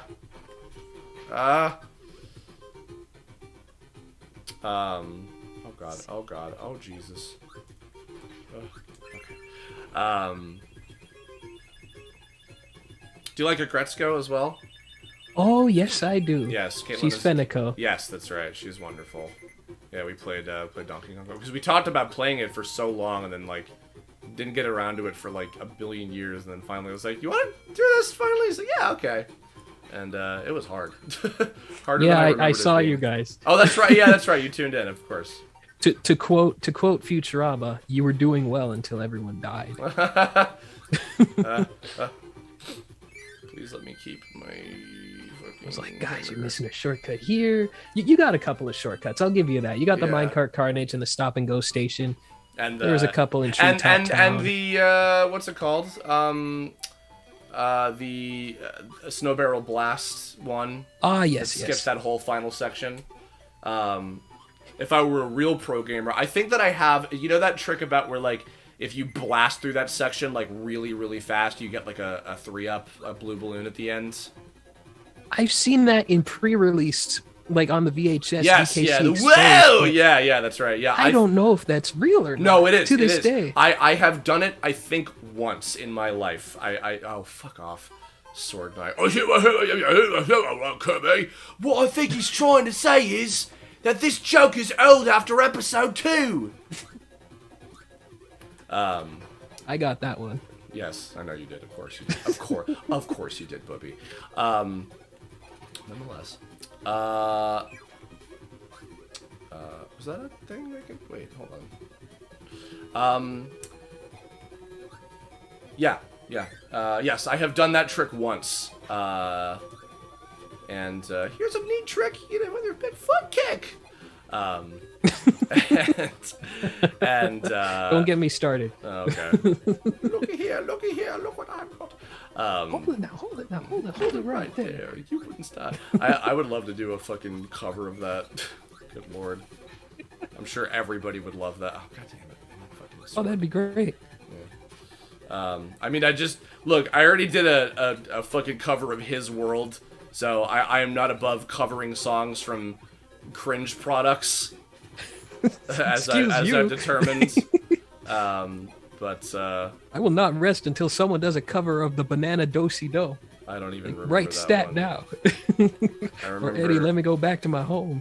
I remember one banana and zing zang zot. Hit the coconut, make it so. Hey! Bingo! Yeah. Oh, fuck off. What are those things called again? The little crash bomber guys that blow up. What dudes are you referring to? The little bomb guys with the skulls on them, and if you eat them, you get crash. I forget what they're called. I can't remember. My Kirby enemy names aren't super good. Yes. I can't wait to learn what the little foxy things are, the little enemies in the new game. That new game looks so good, though. I'm really excited for that. Same, yeah. Excuse me. When are they doing like for the Pokemon Day thing tomorrow?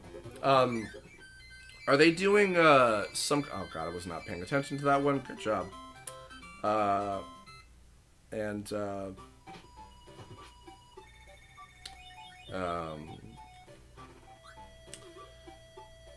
Are they doing some kind of like live streaming event or like a direct or something like that at all? Like, what's the plan? So they are doing a Pokemon Presents tomorrow at 9 a.m. Eastern time. So you gotta wake up at 6. And it's like 14 minutes long, which is just long enough to show whatever. And I'm filled with like, I don't want to say dread, but I'm like, just what is it? What do you got? What do you got? I'd love to tune into it. I don't know what is it going to be during like Japan daytime hours? Fucking hey. I hate the fucking throwback. Japan daytime hours? Like because like a lot of the Nintendo Direct things and stuff, like they usually tend to be like in the morning American time, but I don't know if this one is going to be like more during like the daytime hours of Japan or something. I don't know what the So plan let's is. see. So I guess if it's on at like 9 where I am, then it's going to be like 10 Oh my p.m. god, why didn't you sorry. That's all right. But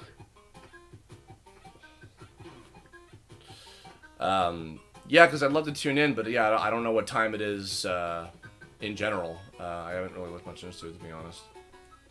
Yeah, so it's 6 a.m. on the West Coast, I think. Oh, dear God. Yeah. Well, boy howdy.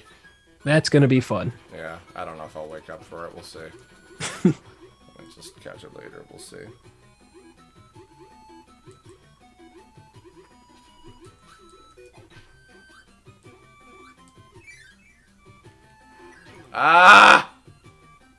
Sucking a fat dick at this game. If only there was co-ops, you could just come in and beat the game for me. I know, right? Leak. Wouldn't that be swell? Leak!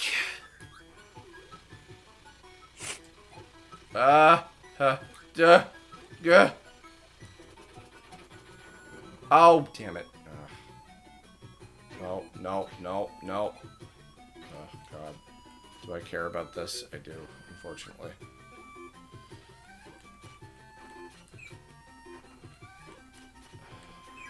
Oh, fuck off.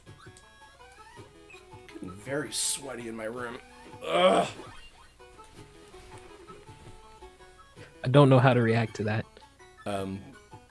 Hot? I guess technically you would be. Yes. And also, it's very attractive. I don't think so. Yeah, you do. If you know what's good for you.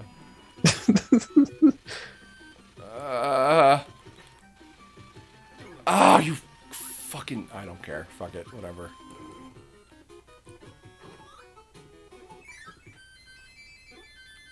And once again, I wasn't paying attention because I was looking at the chat, so good job. I think those bomb dudes are called bombers, Yes. the skull dudes. Yes, I saw that.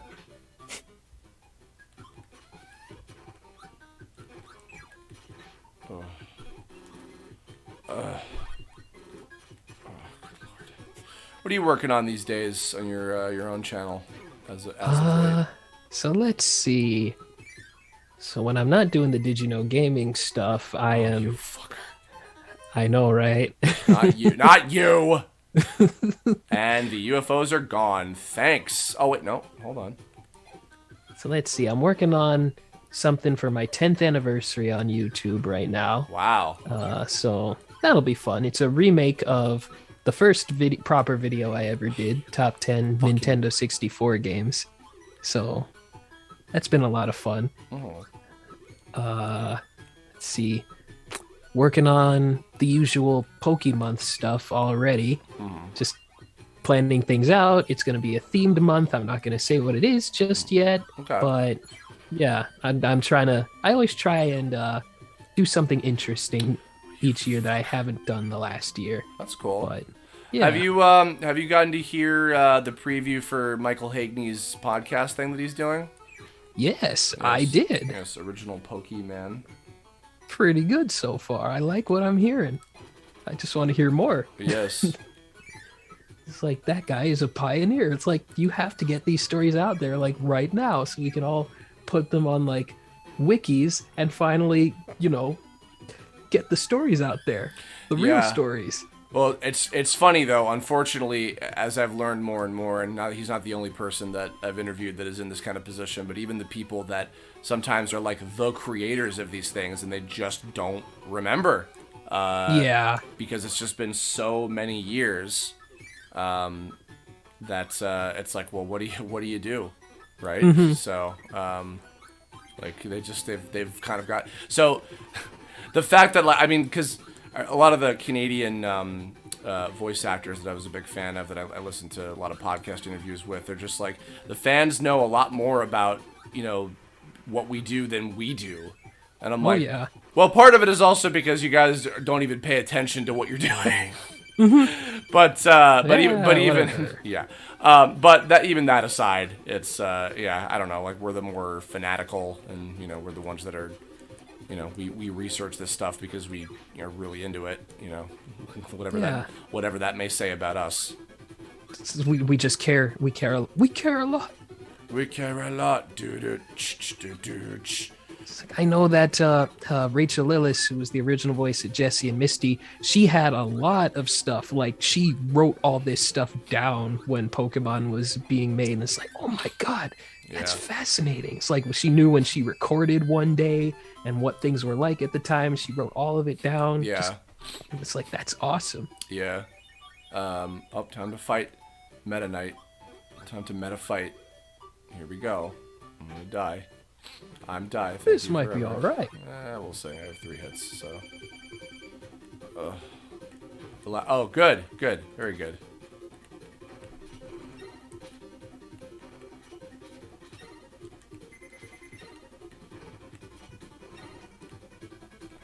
Oh, fuck. Yeah, that didn't go well. But, yeah, you really hear from her these days. Yeah, I know. I haven't seen her. She hasn't been doing any of these, like, reunion events. She hasn't done any cons in a while. I haven't heard her doing any voiceover in a while. I don't know what she's up to. I haven't seen her in a bit. She pops up every now and again, but yeah, she's not always active. Yeah.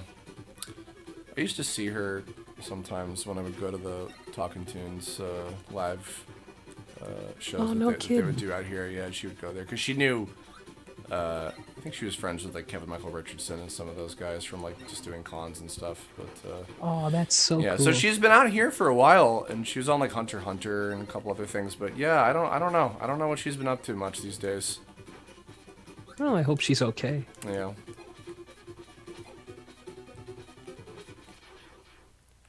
Oh my gosh, the secret revealed. It's Dark Kirby. Except not, because Dark Kirby is a different character. Is Dark Kirby really a different character? I think, or no, maybe it's Mirror Kirby. Can't remember. There's like a gray Kirby from one of the other games. Rainbow Resort. Bum, bum, bum, bum, bum, bum, bum, bum, bum, bum, bum. All right, getting towards the end. How long have we been going for now? Well, we're probably gonna hit the 2-hour mark, I guess.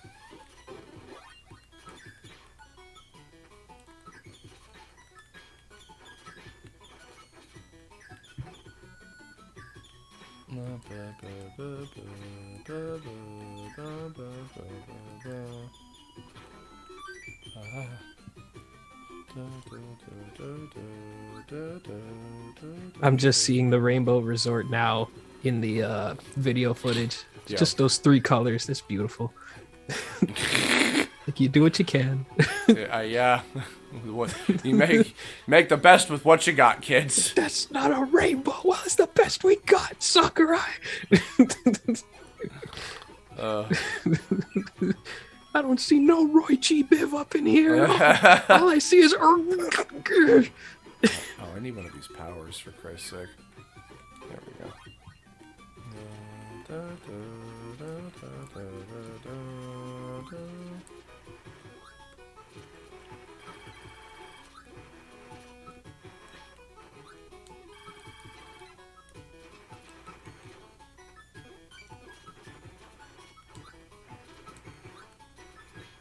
Oh, I wanted that. No. Wait, can I do this? Hold on. Let's see. I've been rewatching OG Dragon Ball lately. Oh, yeah? Yeah, a lot of fun. Like the original...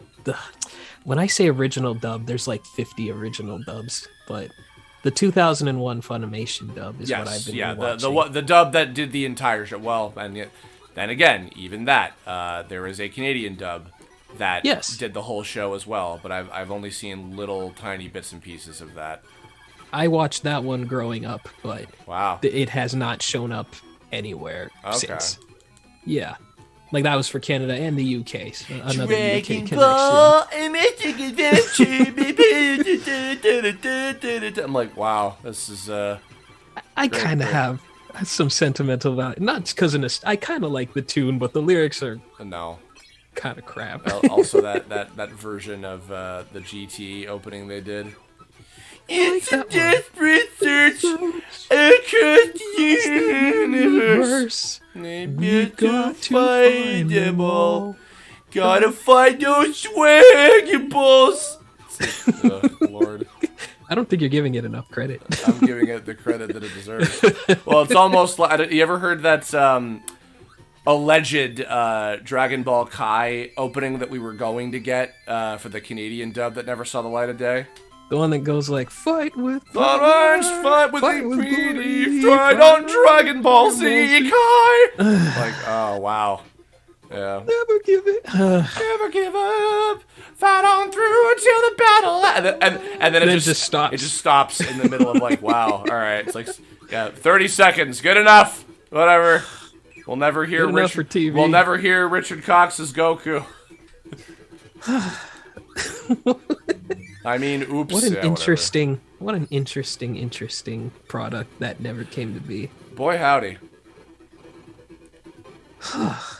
But yeah, original, you know it, 2001 dub. It's a lot of fun. Yes, yeah. I watched that, I think just this year.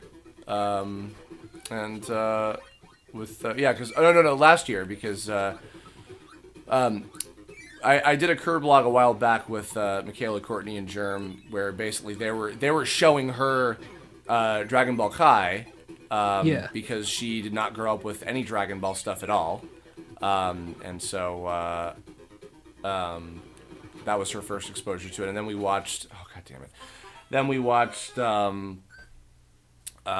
Super, which was obnoxious, and then we watched original Dragon Ball, which was less obnoxious, and that was fun. Yes. So that was fun time. And I hadn't watched the show in a good number of years, maybe a little less than a decade ago, and I still remembered a lot of it very vividly, actually. So it was fun. I do like all the puns and like little dub isms that the English dub has. That it's just a lot of fun. Like there were that was kind of in that transitional period because it was right before they started doing FMA, and so they were kind of still getting. Oh god, I hate this stupid boss so much. They were still kind of like in their old habits of I hate you, and also I hate you. Sorry, it's the rolling bug thing. Oh my god, please. There we go. God damn. Anyway, they were still taking probably maybe more liberties than they needed to back then on the dub. You know, obviously, it still gets the job done. I think. No, please. I'm gonna lose my hammer. No. There was like when Mercenary Tao killed General Blue, spoilers by the way. Oh man, yeah, for a 30-year-old show, spoilers. with his tongue, and then he just goes, "Well, I'd say you'd have that problem licked." I burst out laughing. It's like, Lord. I can't believe you guys just said that. So silly.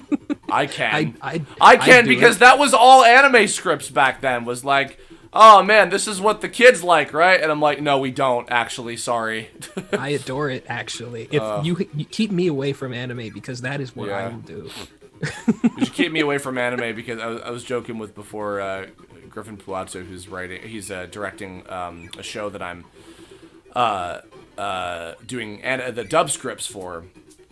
And he was like, Chris squeezed in a Beastars reference, thinking that I wouldn't see it. And I'm like, oh no, I knew you would see it. I knew exactly that you would. So, you know. But oh god. Yeah, I can't give script writers flack anymore because it's like you're just doing what you love. And honestly, if I was in that position, I would do the same. I do the same thing with scripts at Did You Know Gaming. Like I did a thing, like I did transitions for like. The canceled Game Boy Advance script. There was a part where it's like this game could have had a chance on the Advance, and I was like, I left that in, and it didn't get changed. I was so happy. Wow. Stuff like that, or a Flintstones game. It's like this game was from a grand IP, the Flintstones, and everyone's like, oh, you think you're? All the comments are like, you think you're so funny. And you know what? Yes. And you know what? You are. Yes. I'm bold. Oh no! I want Fireball! No! God, why? Why? What was? They took it from me, Malik. I'm so sorry. You're not. I know. Jesus. What I was gonna say was my approach is okay. My priority is as follows. I like to make sure that the story is preserved as much as possible. I do not like to I really do not like to add even if I think like this could use more development, or I don't like how this development of this character is going, even if I think it could be improved upon or whatever, I don't go there because that is not my place to change the original work. Like whether I like it or hate it or agree with it or whatever, that's god damn it. Every time I enter a door, I look at the chat and then I die, or I get hit or I miss the thing every fucking time. Yeah, that's not my place. But what is my place, and what I do try to do, is to make the dialogue not sound like it's just a direct translation, like it's just the subtitle track, and we made it fit the flap. Because a lot of dubs do that, and I don't care for that as a viewer, to be honest. Me neither. Yeah, but I also don't. I don't try to infuse too like I don't try to like make it too cheesy and weird or whatever. Because then it does come off like it's a 4Kids style type of thing, and like that's kind of the way of the dinosaur by now. But what I do like to do, kind of an equivalence. Yes, mix. Give me hammer. No, all right, I'll take spark. Whatever, fine. Okay, there we go. That could have been better. I like to do like natural sounding, kind of fun dialogue. Yeah. As much as I can, and I like to just have it be like entertaining and not. I like to not, as much as possible, not have it sound too much like a stereotypical kind of dub, where there's not a lot of effort put into, changing the dialogue that much. Like, and now granted, there are times where like, all right, does the direct translation fit the flaps and it says everything that needs to be said, and I only, at best need to add like a word or take out a word or whatever. Okay, then I'll use that. I won't change it just for the sake of changing it. Right. But the bonus stuff for me is if there's an appropriate opportunity, is I love to toss in little references. Some of the easy ones that happen to come out often the most, I find, in the way that I write stuff is Star Fox 64 quotes. because they're just God damn! Oh, this fucking level. Sorry.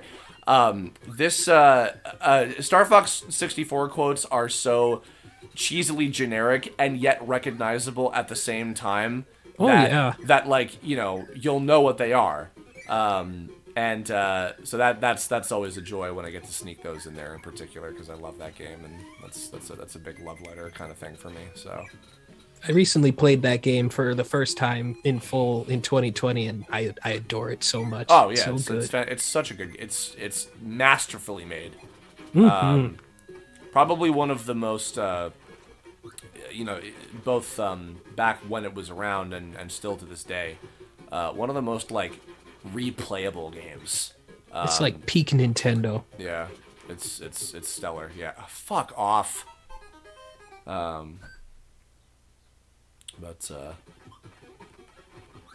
Somebody cited the Resident Evil. You were almost a Jill sandwich. See, that's a little bit of a different thing, because like back in that era, sometimes the localization process didn't always necessarily exist. Sometimes it was just the translators writing the script, because that's the thing. There's a distinct difference between translation and adaptation, like localizing. Yeah. Because translation is much more about getting exactly what the original language is saying, like word for word, so that you get the exact meaning. Localization and adapting is it's more about having the fuck you. Oh, fuck you. Sorry. Jesus Christ, that's a reference. It's much more about like the final product being not only accurate but also entertaining. Because if it's accurate but it's not entertaining, then I feel like in some sense like it's not necessarily getting the point. Because that's the thing. A dub's job isn't only to stay true. Like obviously, yes, it needs to stay true to what the story is, or at least that's what I would like to believe is the, but and the other thing is I think for a lot of those shows that more so back in the day, not so much now, but they, part of why they were adapted and changed so much, at the time was, because it was not as much about staying true to the, whatever the intent of the original story was, and it was more about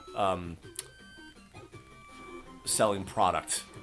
You know what I mean? So in that way, oh, you fucker. But it's like if I took a Takeshi Shudo quote. Like a translation would be like, "Oh yeah, I would get drunk all the time and take over-the-counter pills to come up with Pokemon." But an adaptation, I'd make him go, "Hey yo, man, I got plastered so hard when writing this Pikachu episode." It was so crazy. And that's why we need to keep you away from anime. Yes.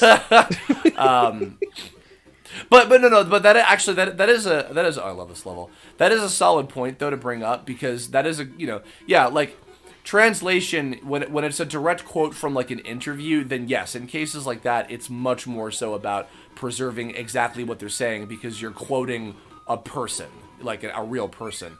With a product, it's a little bit different because it's more about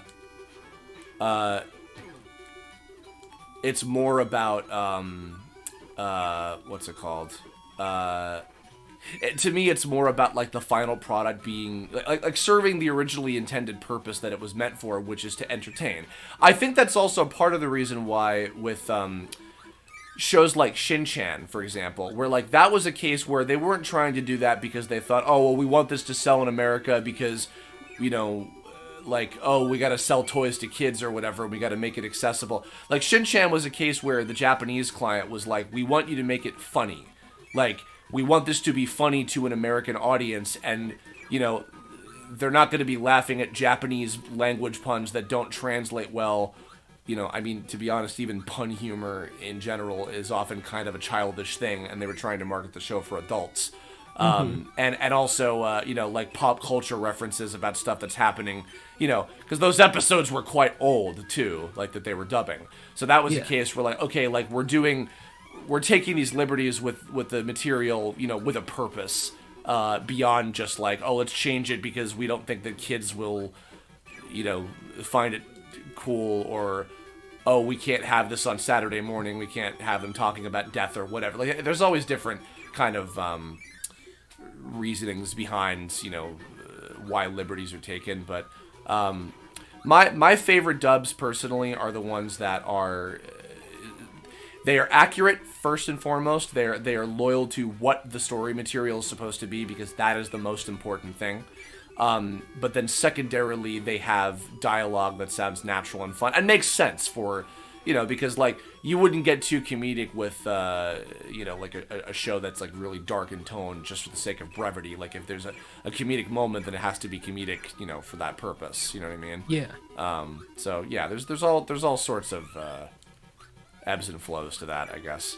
But that's my my way of having fun with that is come on, damn it. I was doing so well with these at the beginning, and then I wasn't. But here we are at the final boss. My way of having fun with that is sneaking in little subtle references, or maybe sometimes not so subtle references, depending on how you look at it. But you know. Yeah. I'm sort of like a happy medium. Like I do like the dubs where it's like it's accurate and they're doing their own thing. But I've also really grown to like dubs where it's like, you know what?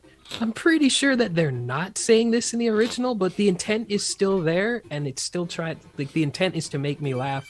Yeah. And I'm still laughing here. Yeah, Sergeant Frog I think is a great example of that, for just as one that I can think of offhandedly, where that was kind of, oh god, I'm gonna die. I have 2 hits. Fuck this shit. That was fuck you. That was a case where I think it was kind of half and half. Like, all right, yeah, we'll do what we can with this, because I think that Sergeant Frog they were trying to get on Nickelodeon at one point, and that didn't. These controls. I'm dead. Cool. There I go. They were trying to get it on Nickelodeon, so I do recall that in the case of that show, it was kind of half and half, where it's like, yeah, we're staying accurate to the story, but yeah, we'll do some silly stuff with the script and excuse me, have it very comedic and stuff. But because I think that eventually they realized, well, this is just going to go to DVD, so we can, you know, change the content of our jokes a little bit. We can make them a little bit more geared for like anime fans. and not so much like a general kid audience in that way, you know. Well, the first show that I adapted, I don't know if you've seen World War Blue before, but that was kind of a half and half thing because when we first got the license, when Media Blasters did, and then Brittany and Matt wanted me to do the script. That was that was a case where originally we thought, oh, maybe we'll do it like a parody dub, you know, because it was only 3 episodes, it wasn't very popular, successful, and there was so much room for jokes. And ultimately the client was like, no, we'd rather you play it seriously. And I'm like, okay, that's fair enough. But that was a case where I took a lot more liberties because while I was still accurate to what the story was, I really went, like, overboard with, like, I mean, every other line was a video game reference of some kind, especially there were a lot of Sonic references. I think I once dared the internet to count all of the references that I put in that. I don't know if you've ever seen that show, Malik. I have not. It's a show. It's such a bummer because it was such a cool idea for a show. Oh, here we go. Here we are. Fountain of Dreams. Time for the final battle. Time to fight enemy. To fight nightmare.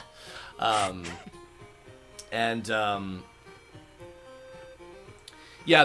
Do you know what that show is? World War Blue. I've only heard of the title. Yeah. Basically, the whole premise was it was the Oh, that was the first anime DVD that somebody in the chat had ever bought. That's nice. Oh, wow. I hope you enjoyed it. The whole premise is that it was the console wars as a show. It was the on this big continent, and all these different warring countries basically were representative of different game publishers and companies and stuff. And all of the characters were game franchises. So there was a Sonic guy and like a Phantasy Star character and, you know, Fantasy Zone and or whatever. Yeah, the side-scrolling shooter game and that kind of stuff. Space Harrier. And then like they were from the Segwa region, and then the Nintendo region were like the Mario guy and the, you know, the Kirby girl and the Fire Emblem girl and, you know, the Zelda, which I played the Legend of Zelda guy who was his name was Zelik, and he was like a cross between Zelda and Link kind of as one character more or less. And I played him like the old "excuse me, princess" type of thing. And I literally wrote him to say, you know, well, excuse me, princess, and oh my goodness, it's dangerous to go alone, so take this, you know, that kind of stuff. You know, either get nuked or get out, you know, that kind of stuff. All these stupid references and things. Oh, here we go. Great. Here we go. All right, final battle.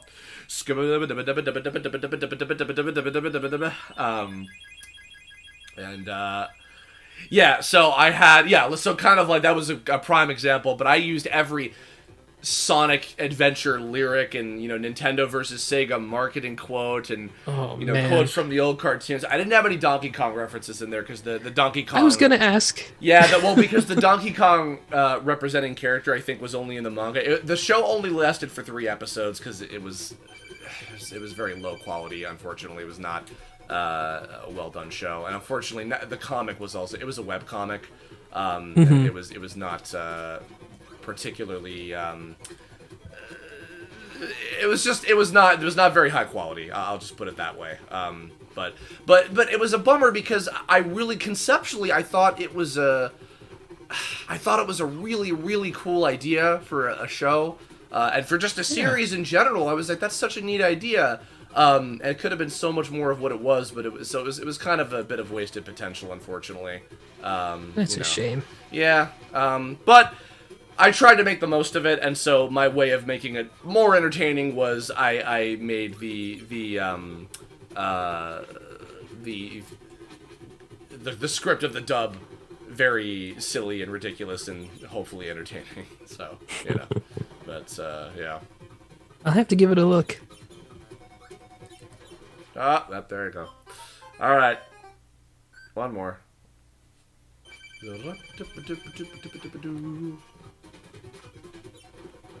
It's so funny. For the longest time, I could have sworn that Nightmare's little helmet thing with the horns on it. I could swear. I thought it was like him with like horns, and then he had like a mohawk. Yeah, me too, actually. Yeah.